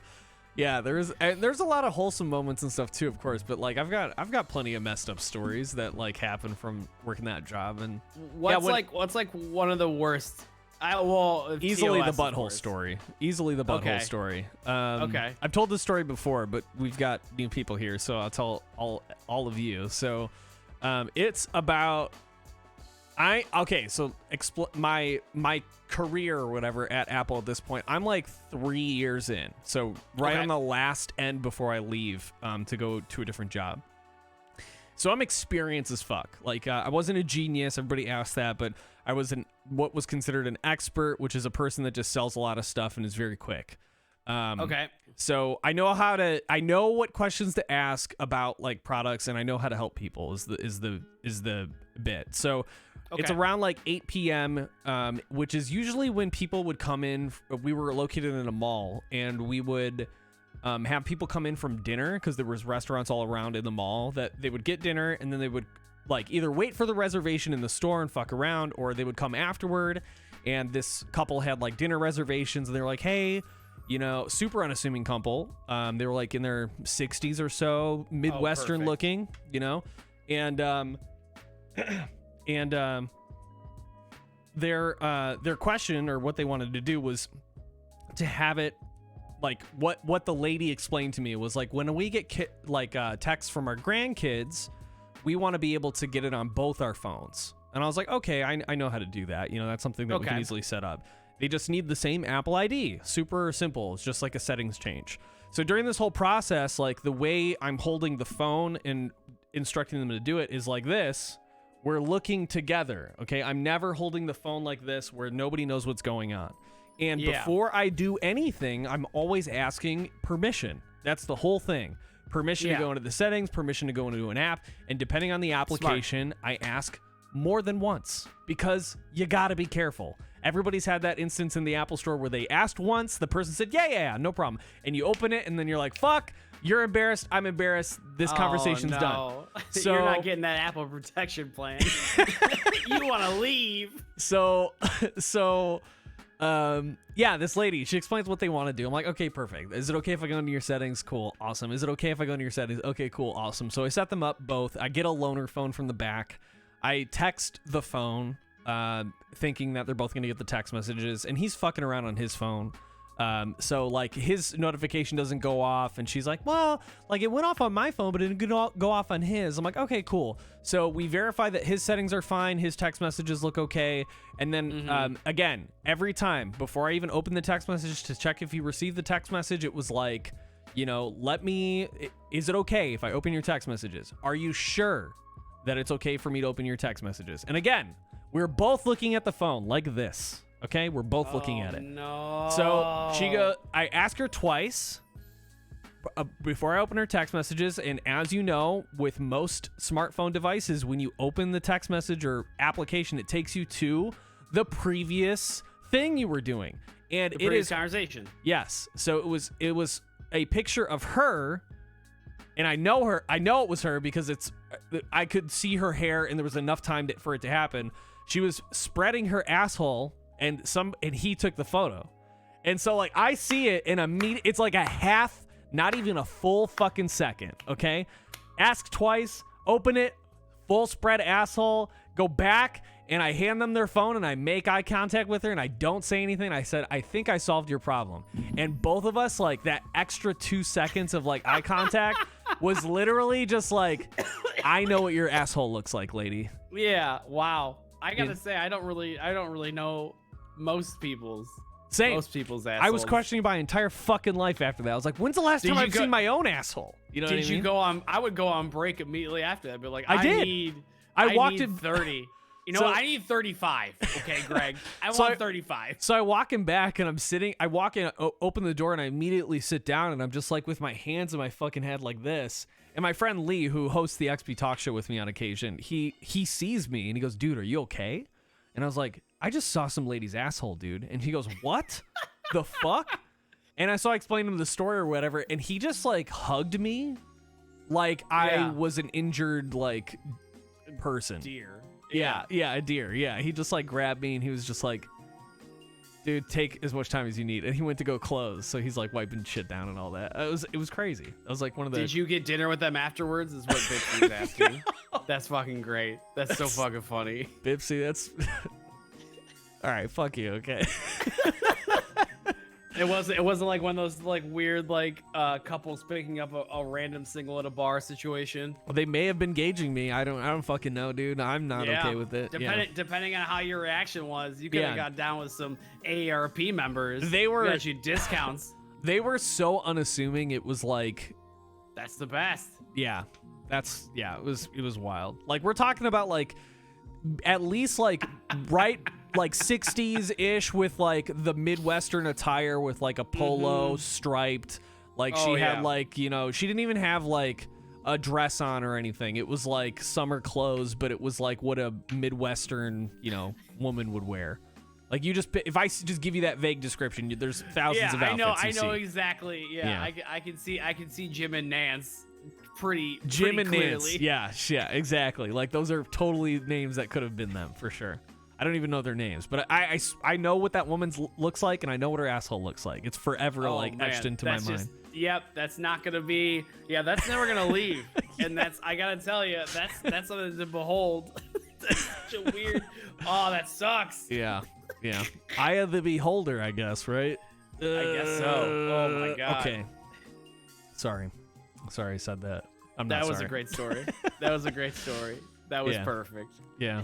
But that's pretty much, that was like, I've got a few other stories like that. That is like the peak time because I was so betrayed. I just sighed very deeply.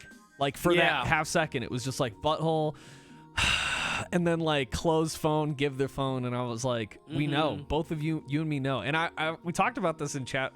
Like every time I bring it up, but I'm like, if I ever see her again, I kind of want to do it out of context. I just be like, I know what your asshole looks like, lady, and then just keep going. I think that's therapeutic. I feel like that's like, I think it's closure almost. It's like that ex-girlfriend that like broke up with you. You know what I mean?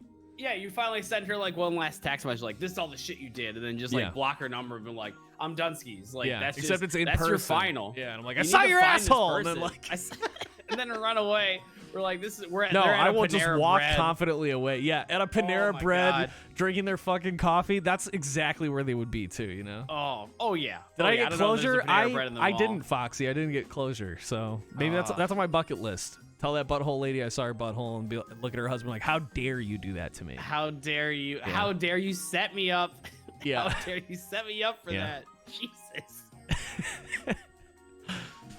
I think this is a good point to get into the Q&A. What do you think? Yeah, sure. Yeah. And if anybody has any questions during this time based on all the conversation, that's not butthole related, but if you want to talk about streaming or anything like that, you're more than welcome to. I've got one question from Kazumi, who has the better facial hair between the two of you. That's a good question. Ooh, it's you, because you got it's the brown. My hair is like it's too dark. It's too dark sometimes. Like you, it just works. It just works. I would say that you've got the better facial, like cheeks and everything, but I would agree. I think I have a better mustache. You're killing in the mustache game. This is my first mustache ever. No, and that's it's great. I had a mustache for just a little bit in high school, but I looked like I touched children when I had it, so we cut that off immediately. Oh God! So now it doesn't look that bad. So, but yeah, I agree because yours had like mine just kind of as you can see just kind of like goes out. It's horizontal. Like yours is like they look like little orange slices. Like they look like little tangerines. Yeah, like I just get a little nibble after like a soccer game. Yeah, like I was a kid. Like that's what it reminds me of. My mustache looks nutritious, packed with vitamin C. Does anybody have any other questions based on like the conversation we had? Mayor, if you have anything you want to talk about, I mean we're kind of like in the open space right now. Like what questions do you have? The open range season. Yeah. I like hearing the retail stories because like that stuff always is like it's so interesting and everyone's got like one or two really really good ones. So if you don't need like interesting retail stories, that's what I like to hear about. I got another one. Yeah. This is another Apple Store story. So this was on like a very busy day and this panicked man is like coming up and he's like got his laptop bag with him.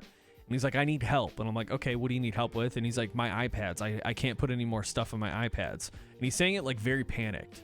And so which is a red flag automatically. Yeah. And so like, I'm like, okay, cool. So like, I'll get your name down. And this was the worst. Because like, I was the person who was like on point, right? Okay. And so I'm the person who's like putting people in line. And during this time, I'm covering for somebody. So like, as soon as that person comes back, guess who's got to go in the fucking queue of people to like help out? It's me.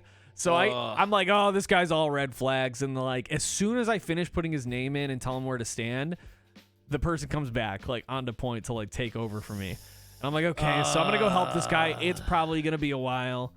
And so I go over to him and he's like, yeah, I don't have any storage. Like I've got my laptop here if we need to do anything with it, but like I've got all my iPads, they're just filled. I don't understand why they're filled. Like they're filled. And I'm like, okay, cool. So is it okay if I go into the settings? Yeah. You know what I mean? So that's Do you got any questions butthole answered. pictures in there? Stuff like that. Yeah, exactly. I didn't ask those specific questions, but yeah, I just asked permission to go into the settings, and I'm like, okay, these are 128 gig iPads, which were at the time like $1,100 each, and he had 4 of them. The storage was completely filled. And so like the way, for anybody who's unfamiliar with Apple products, they have filled with coughs. Yeah. So the way they have it color coded in the settings is it lets you know if it's storage that's like from applications and color coded, all that stuff. If it's from a computer, meaning like they place it on there, it's designated as other. Okay. All of these iPads were filled to the brim with other, and it was all organized porn. All of it. All of it was organized. Like this man's like trying to show me, like he's okay, well, I mean, I was like, okay, well, you have everything's in your photos.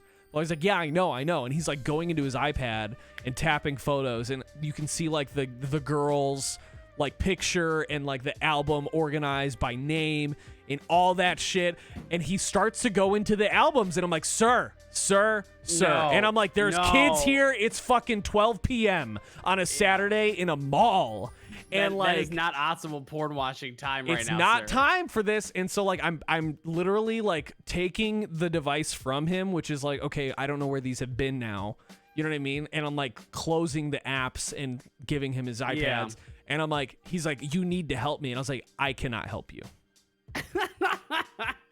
I cannot help you. I am not the person to help you.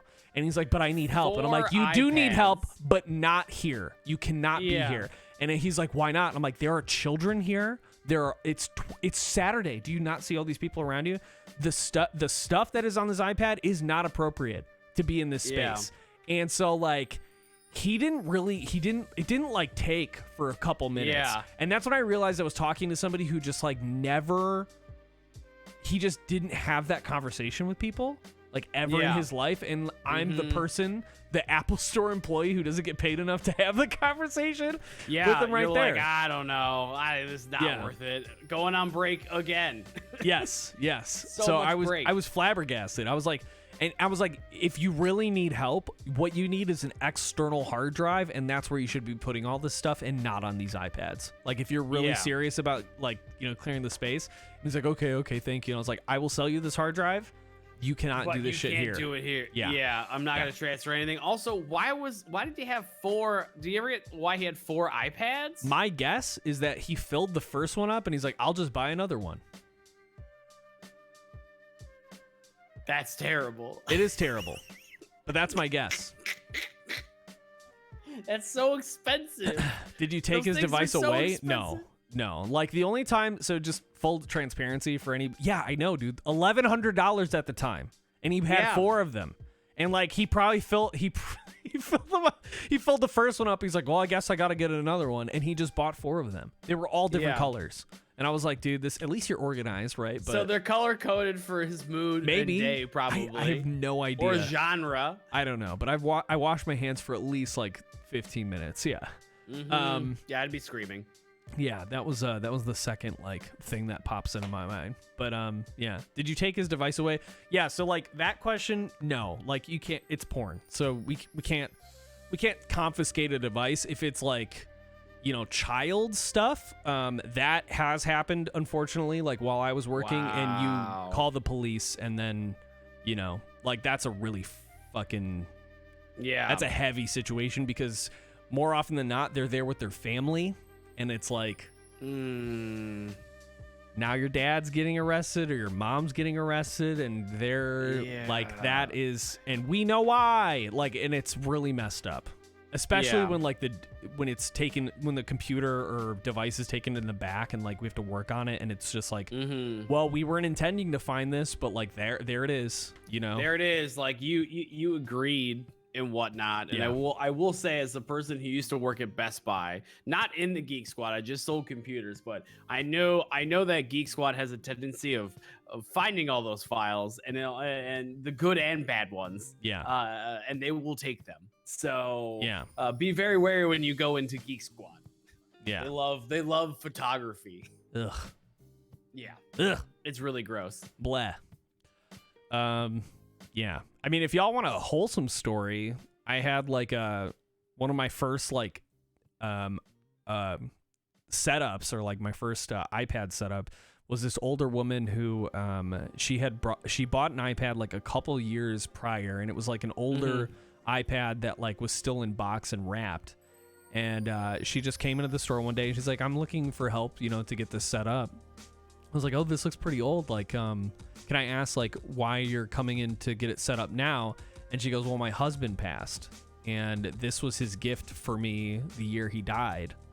And wow. I just haven't, I haven't had the like wherewithal to like get here and do this.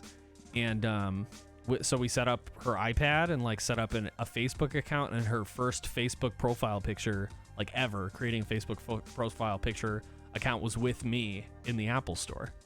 That's like, adorable. Setting it up, and she's like, "Can we add my family?" and all that? Did she have that low angle and everything? It was like that, Yep. like yeah. There's these commercials that I see on Hulu a lot. It's do you have Hulu? Yeah. The commercials that are going around right now is like the one guy who is training millennials not to be their parents. And do you know what I'm talking about? No, I haven't seen Where they go to like a Home Depot, and the guy is like walks into a random guy, you're like, oh, this is really good brush. He's like, did he ask you about the brush? Or like there's another one where he's like, the plumber's there and he's fixing the sink, and he's like, oh, you're doing a really good job. He's like, no, you paid him. You don't have to talk to him about anything. But like the one big one, they're at a conference and someone pulls out an iPad and like takes a picture of the stage, and I'm like, I hate that. I hate it. That's anyone who goes in public and takes a photo with an iPad, I want to crush it. I want it to die. It's even worse when they have like the fucking big flap thing. Like, yep. You know what I'm talking about? It's a whole thing. Yeah. It's a whole thing. Yes, and it's obnoxious. I've seen it at concerts. Why? Why? How are you holding an iPad? What are you doing? What are you doing with an iPad at a concert? When you were going to the concert, the first thought was like, better bring my iPad just in case. Like, yeah, my phone doesn't do photography. God damn cool it. beans. I saw a question in chat. I would like you to answer. Oh, sure. If you were unable to continue streaming suddenly, how would you fill that void? Podcasting, easy. Yeah. I've actually been thinking about doing podcasts? that too. No, but they will be. Okay. This year I'm going to be starting with Buzzsprout. I don't know if you've ever heard of them, but they're essentially like, they give you 2 hours a month to like upload. That's so cool. I was gonna start doing that.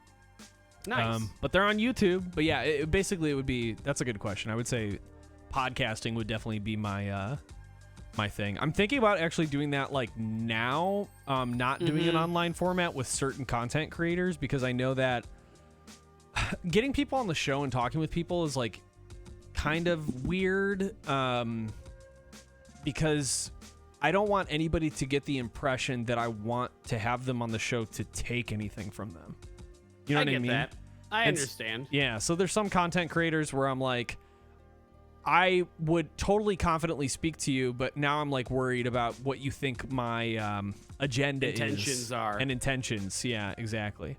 So I get that. Yeah, and like also like, going back to the podcast, it's such a good format to do what you want, and it's not live, so you can edit stuff out, and that's good and whatnot. But I always feel like the problem is the scheduling, is to get someone to sit down and do a podcast with you, and that's why I like the Twitch stuff, because it holds you accountable towards it. Like I've done 2 podcasts in my day. They cease to exist anymore, but like that was always the biggest thing, is like finding a guest and then preparing them and having them understand the format and then having them show up. You're just like, let's just see what happens. Like, it's so annoying. Yeah.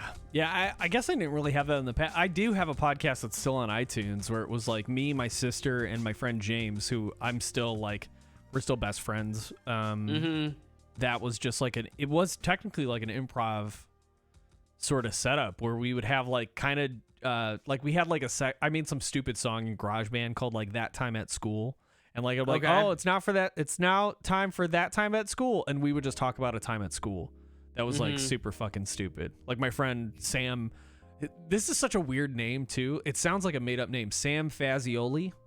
Okay, that's an FBI related name. Yeah, you're not a real person. You're a police officer. Like it's definitely that's a name that I'd either call that person by their last name or say their full name. Never, Yes. I would never call them Sam. Yes, That's like just one of those perfect names in my opinion. agreed. Yeah, it's like it's perfectly said. That's a dope ass name. Yeah, agreed. But yeah, there's one time like where we were in gym class and it was one of those like they made us change into our gym clothes even though we only had 15 minutes of gym, which was weird, like a half day. You know what I mean? Yeah. So like you had to get a grade, and the grade was like, "Did you wear your uniform?" And which was stupid. But anyway, we're all sitting in the gym floor, like just fucking around, like talking. Everybody's kind of doing their own thing, and we were required to sit in like straight lines for whatever reason. And Sure. For whatever reason, everybody's talking. The gym's loud and shit, and then like it gets dead fucking quiet for no reason. Like I think somebody like slammed a ball or like some weird sound happened that was like everybody just shut up. And then Yeah. the loudest fart I've ever heard, like ass cheeks pressed against like gym floor. Oh, and the it gym was floor is yes. is so perfect for that. Yes. It's so good for that. Yes, and it was clearly only Sam Fazioli who did it. And he was Sam. he was just so pissed. Everybody like erupted in laughter, but he was so mad. And he was a ginger kid too, so like his skin turned red. Like and it was the worst for him. But he was so mad. He's like, "Why did everybody shut the fuck up? Why did that happen?" Oh, that's beautiful. It was a beautiful moment. That's gotta be years of problems for Sam. I don't know if anybody ever talked about it, but it's burned in my memory. That shit was so funny. Oh my god, yeah. that's amazing. What is the difference between a podcast and a talk show? Well, a podcast is all audio format based. A talk show, I think, is a little bit more up to interpretation. So, like, I would consider this a talk show. I agree with that. Yeah. There's a back and forth. Yeah, and There's also an kind audience. of segments. Yeah, and there's an audience. Right? I'm assuming the audience the whole time has just been clapping nonstop. That's Yeah. what I'm just. Whenever I'm streaming, I just assume in between you guys typing stuff, you're just round of applause for Mayor. Round of applause for Conky all the time. Yeah. Like go, you guys go. Content machines. Yeah. He probably gets acupuncture in his intestines so he can never has to fart again. Is that a thing? I don't. That sounds right. You could take fart pills. I've done that before. It's pretty great. Those things Wait, work. what? They do? You could just you could I don't take them anymore, but I used to take like basically like Gas X, and it works. I was like, there's no way this works. This is like a gimmick. And then I'm like, all right, it's $2. Let's see what happens. It just works just fine. I don't know. Wow. I don't know how it works. I'm not a doctor. I'm only a mayor. That's true. You're only a mayor. That's right. a really good like default phrase to come back to if you ever like mess up badly. Yeah. No one expects a mayor to do good. I don't know about you, but my mayor in Cleveland is terrible. Same. He's a terrible human being who barely can do his job, but keeps getting reelected. And I think this is the year he's finally getting dethroned. Like I could legitimately run for mayor and do better. And I don't know anything about taxes or city systems. Yeah. What's Like, a city? it's- I don't know. Yeah, I don't even know. It's like just lines. It's just lines. But yeah, mayors are inherently not good people, I guess, in real life. But in the internet space, the best kind of people, in my opinion. Especially the Wertz kind. Especially the Wertz kind. Yeah. Start and stop. Yes. That's a very small list. I feel like Bipsy kind of summarized what mayors are for. Like, I forget mayors are a thing. You know? Yeah. they're forgetful until you see the signs. Yeah. You see the signs up in the lawn. You're like, oh yeah, shit. I guess it's time for re-election. I guess I'm not gonna vote again. Oh shit, there's a 'Cause mayor. it's always inconvenient. Yeah. It's like, who's that Pokemon? But it's with the mayor every year. Or Yeah, and they're like, oh How yeah, often? they're a person. yeah. How often is a mayor elected? Oh geez. Once every 4 years, like the president. Okay. Wow. I did not know that. I had no idea. I thought it was a shorter term for some reason. I thought it was like maybe every 2 years. I thought it or was like something. 2. Yeah, I thought it was 2. So shows Yeah. how much I know about my own job. I keep getting reelected though. Yeah. So it's like I don't even vote for me, and I keep getting reelected. Yeah. So I don't know how that works, but no one's kicked me out yet. So That's good. I feel like that's important. I'm glad we got a mayor on Twitch though. That's a good thing, I think. Yeah, I think so. I think if Twitch will allow me the platform to continue to be the mayor, and I can work with Twitch, I could run a town hall for Twitch. Well, you're an that sounds like extremely such a likable shit show. person, so you'd be fine. I try, and then we'll just have to deal with Twitch chat, which is such a beautiful monstrosity, and I absolutely love it. Not so likable. They're not so likable, but it's beautiful. Like I love Twitch chat on stuff. Like when all the election stuff happened, man, the fact that like they were streaming on Twitch, I'm like, this is the greatest day of my life. I'm gonna watch Twitch chat just ream these people. Didn't matter what side, didn't matter. Twitch chat has one goal, is to ruin people who shouldn't be on Twitch, and they do it every time. They do it, and it's beautiful. It's a collective of people that just crush, and it's absurd and insane. And that's why I always feel really weird when like celebrities get, like Jimmy Fallon got on last week to do Among Us with a bunch of people, but like they didn't do basic mod settings, and they were just messing with them in chat the whole time. It's like, do a little bit of research, please. Like this has been around for what, since Justin TV, so what, 8 years, 10 years maybe? Like, and they didn't consult anybody either. Well, you know, yeah, like there's gonna be one person on your staff, Jimmy Fallon, that like has heard of Twitch.tv. Probably not. You know, he laughs at his own jokes, so. I'll never forget. There was one time in high school where we bought our friend a Best of Jimmy Fallon DVD for his birthday, and he wouldn't talk to us for a week. It was funny. A good week. We just thought we saw it at the local Suncoast or FYE, whatever your flavor is, and we're like, Sam Goody, it's half off. Yeah, Sam Goody. There you go. It was half off, and we just gave it to him and he just was so pissed. Oh my god! I've never seen someone so mad at a gift before. Especially with everybody encouraging him, like, "Look at what we got you." Because like that was the age of SNL when like when you broke, that was like the joke. Like that was the punchline when you screwed up. Which, you know, sometimes I guess that's fine. It is what it is. It happens in improv. I do it in improv sometimes. I try my best not to, but sometimes you can't help it. Some things are just fucking funny. Yeah. You can't, and you have to laugh. And it does enhance it sometimes, but when you're a habitual breaker, like look at the camera, like kind of thing, I hate that stuff. I'm like, you just don't care. But also, like, I know at that point probably SNL was like, that was like post Will Ferrell and stuff, so there were like a little bit of a decline. It was before the Lonely Island era, Fred Armisen, stuff like that. So it's like they had to try whatever, and like that was getting the most buzz. So like, I know they told him to do that all the time. You could tell. He did it like twice an episode. Like they just did what they had to do. I was more of a Mad TV person. I don't know about you. Same. Yeah, Mad TV was more accessible. Like it was on all the time. What was Will Sasso is a comedy legend. Like I really love that guy. His Instagram is amazing. Have you watched? No, I'll have to find that. That sounds amazing. I have some videos bookmarked because, like, dude, they're just a good time. Dude, he's just like there's a video of him, like, I'll send it to you, but for everybody, just for context, I guess he's doing like a Jerry Seinfeld bit, and he's just walking around town, and he's like, "Look at that awning." He keeps saying it, but like as the video progresses, he's not even saying the word awning anymore. It's just some weird like variation. Yeah, like it's not even words. It just like turns into like blah. And the whole time he's walking around with another comic who is like dying laughing, and he just keeps zooming in as he's like wheezing and like not fucking. It's so great. God, Will Sasso doing Kenny Rogers and Kenny Rogers Jackass is.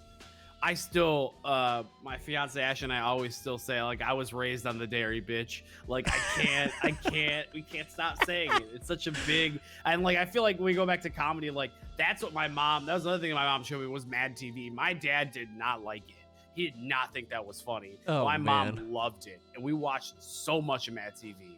Like Stewart, and like some of that stuff nowadays doesn't super fly. But at the time it did, and that's okay. I mean, it is what it is. We have to understand that things change. Yes. And, you know, SNL also did some bad things too. But you can see it's like a period of, it's a time period thing. Like it was just like socially acceptable for that to be a funny thing, you know? Oh, yeah. But yeah, I loved Mad TV. Kenny Rogers, That's the Kenny Rogers good bit. jackass where he just like, they just throw a bat in his face. It's so funny. Yes. It's so good. It's so simple. Yes. Yeah, Miss Swan would not fly today, 100%. Yeah. Still, I still think is funny. I will admit that it still makes me laugh, but it's more of like me taking back to that realm when I first saw it. I was like, cool. Like this makes me happy. This takes me back to a time in my life. I'm into this. But I also know, like it's like we're well aware. You can still appreciate things to a certain extent, in my opinion. You know, regardless of how they turn out in the future, you know, it is what it is. There's always gray areas and exceptions to the rule. And I think that's more of a personal thing. Like, I think that other people would say that Miss Swan should never be on YouTube or celebrated at all. I don't think they should be celebrated, but you know, I do enjoy it still. Can't help it.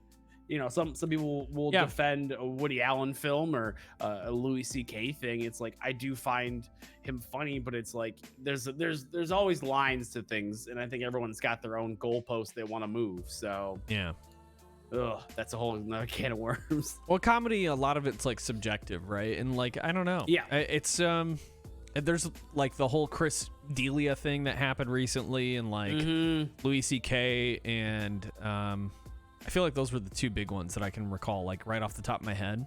Yeah, that were like Kevin Hart was a couple years ago. Yeah, Kevin Hart too. That was a big thing.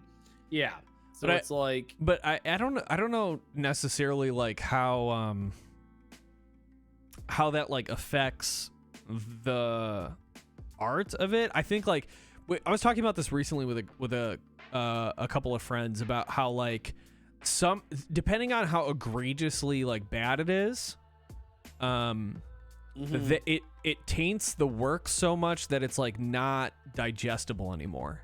And in other times, like you were saying, there's a gradient to all of this, right? So like the more extreme it is, the more like, okay, well, it's not even like a forgiveness thing. Like I can just appreciate the work for what it is and not factor in the person. And like if they're still profiting from it, you know, like it depends again, like the grade of what happened, you know, and it depends on what your attachment is to that too.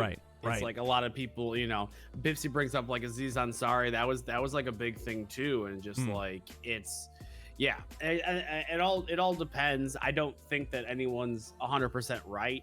I don't think anyone's 100% wrong. I think it's just a personal taste thing. And you know, as you said, comedy is subjective. There's a lot of comedy out there that like, I mean, I don't like Jeff Foxworthy anymore. I used to as a kid all the time. You kidding me? Setup punchlines were great. He's a good writer.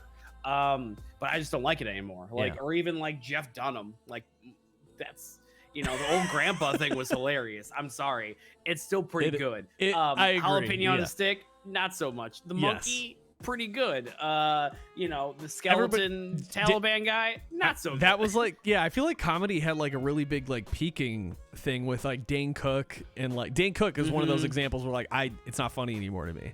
You know what I mean? Like, but at that time it was great. Yes. And that's good. That's how, you know, comedy evolves with the time and technology and understanding of culture.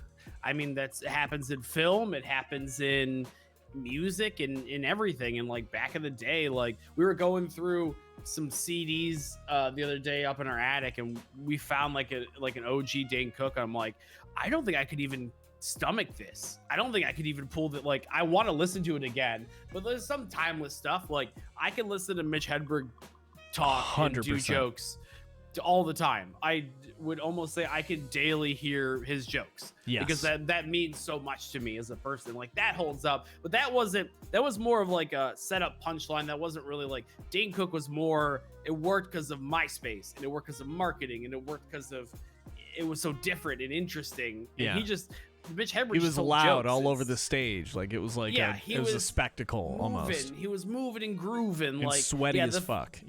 I gotta give him credit. Like that whole thing, like him being on stage, it was just a circle, and then he'd go around that way. Genius. absolutely genius with a stand-up comedy routine. Are you kidding me? Great. Can't do it now. I just don't. No. I don't think it works. But I like the simple setup punchline kind of stuff. I like the simple ones too. I like Mike Birbiglia. Great phenomenal storyteller. But then I also just like Anthony Jeselnik. He tells the worst mean jokes, and they're just so good and they're so crafted. But I know they can be horrible sometimes. I'm not actually about child death. I've never actually listened to him. I guess like maybe comedy is something that I need to get back into, because like right now I really only know about like Bill Burr, I guess, is like the quote unquote newest comic that I've listened to, but he's not new. You know what I mean? Yeah, like, no, he's been around for ages. Yeah, he's been around for a long time. He's still good. Yeah. He's still good. Would you have any comedians that you would recommend that I should check out? Oh boy. Anthony Jeselnik, Kyle Kinane, Maria Bamford. Kyle Kinane's from Chicago. I do know him. Yeah. Okay, he is from Chicago. Mike Birbiglia, you already had that. I like Greg Proops' stand-up. If you can handle a little more political stand-up, he's a little preachy. But I do like him. I'm trying to think. Let's see here. I'm trying to pull up like a Spotify thing real quick, because I'll throw like random jokes in there. Hannibal Buress, that's another comic that I really enjoyed. Yeah, I like Hannibal Buress. No, like even going back to like Brian Regan's, I think is pretty solid. Brian Regan, yeah, that's a dude I haven't listened to in a while.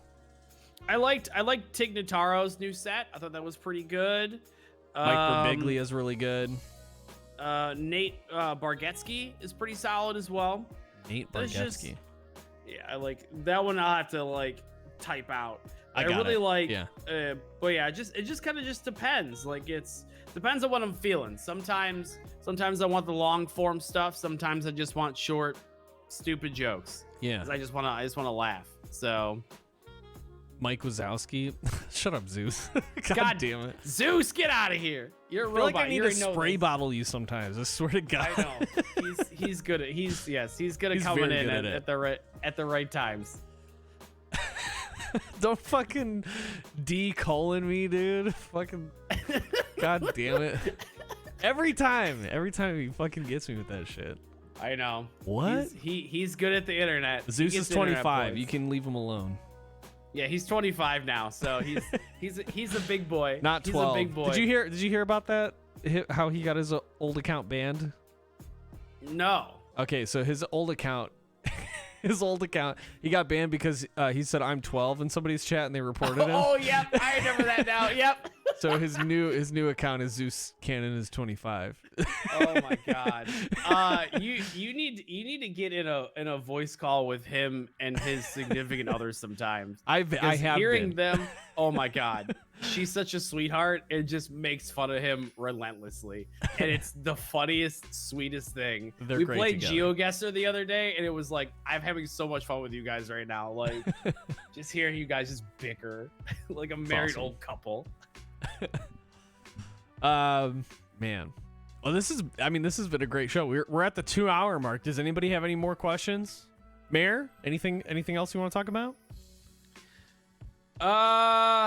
No, not. I feel like we covered a lot. I don't want to give you everything because I want to come back at some point. Oh, okay. If I give you all I got, then I got nothing to show you for the next one that I want to be on for sure. That's true. If you'll have me, of course. 100%. Oh, Zeus has a question. Oh no. What is it? That's an oh no. That's gonna be a yikes real quick. Yeah. What do you got, Zeus? Would you rather eat a horse-sized hot dog or a hot dog-sized horse? I hate you so much every day. Every day it gets worse.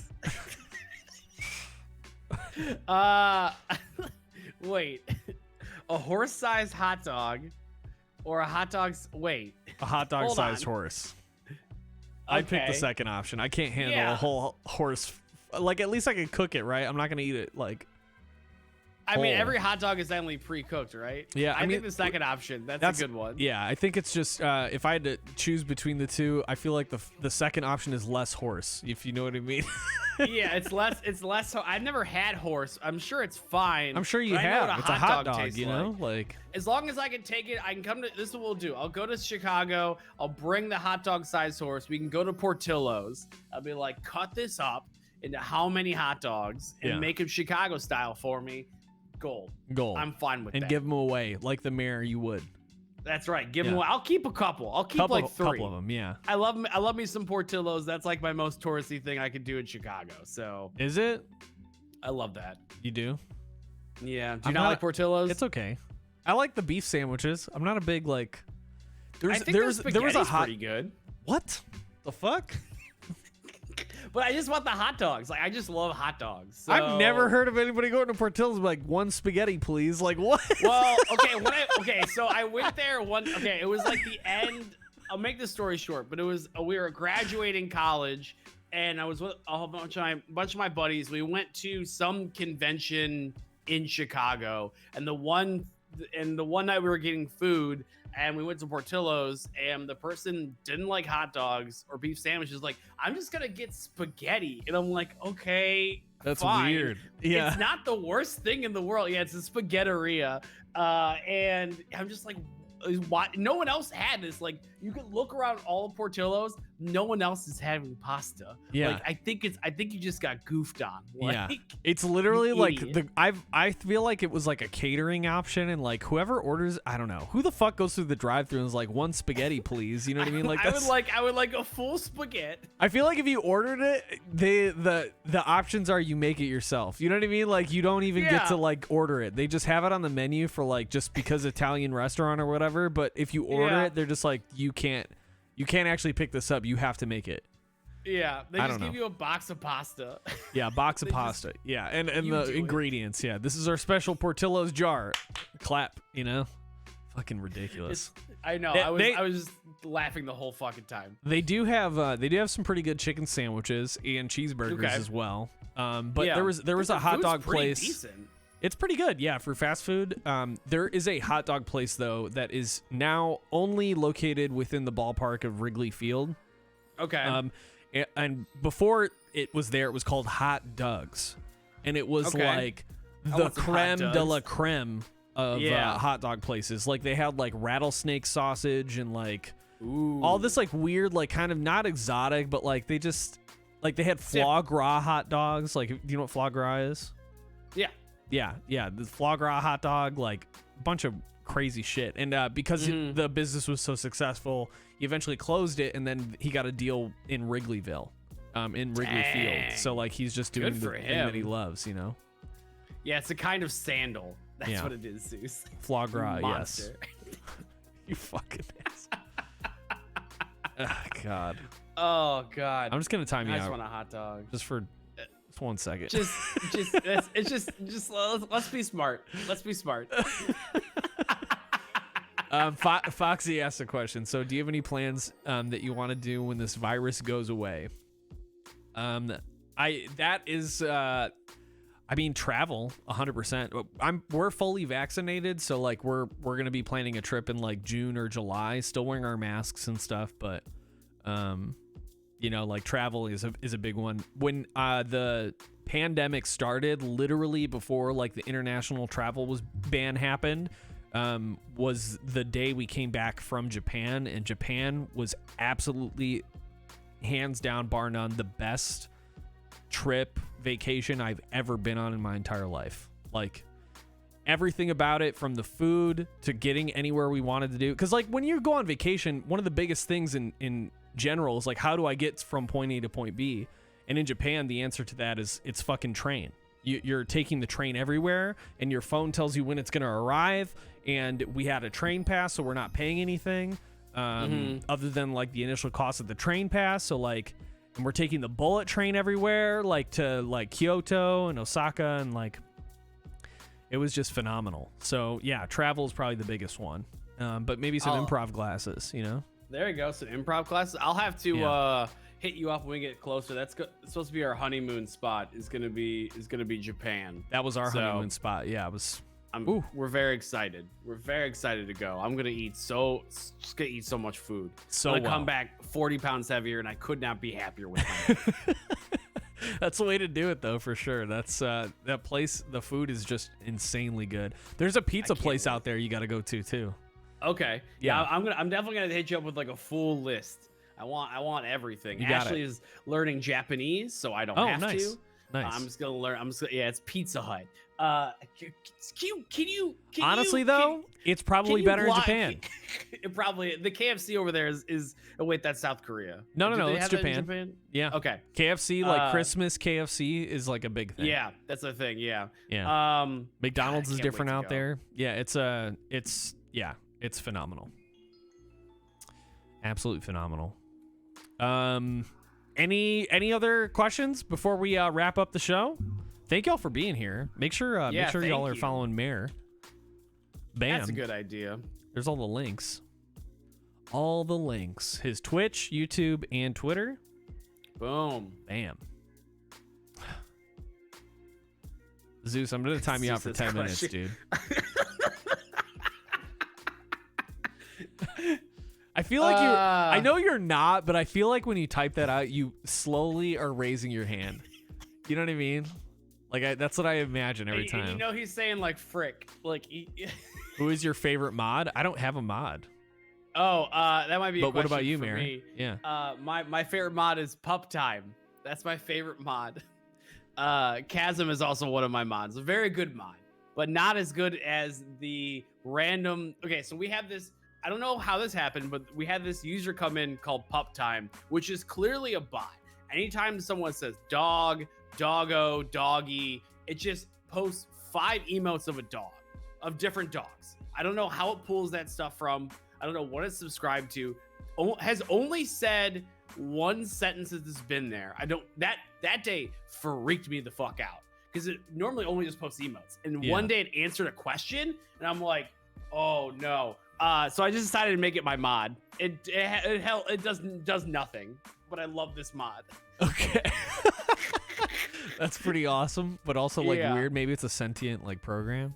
I hope so. It's a cool I mean, literally, it's all it does. It just posts emotes of dogs. Whenever you say like, "How's your dog doing?" or "Hot dog," or like, it's fun. It's my favorite mod. That's so good. That's so great. Would you rather fight a horse-sized hot dog or a hot dog-sized horse? You know what? I'll fight the horse because at least it can fight back. I feel like a hot dog-sized horse isn't gonna fight back. I don't think it's sentient.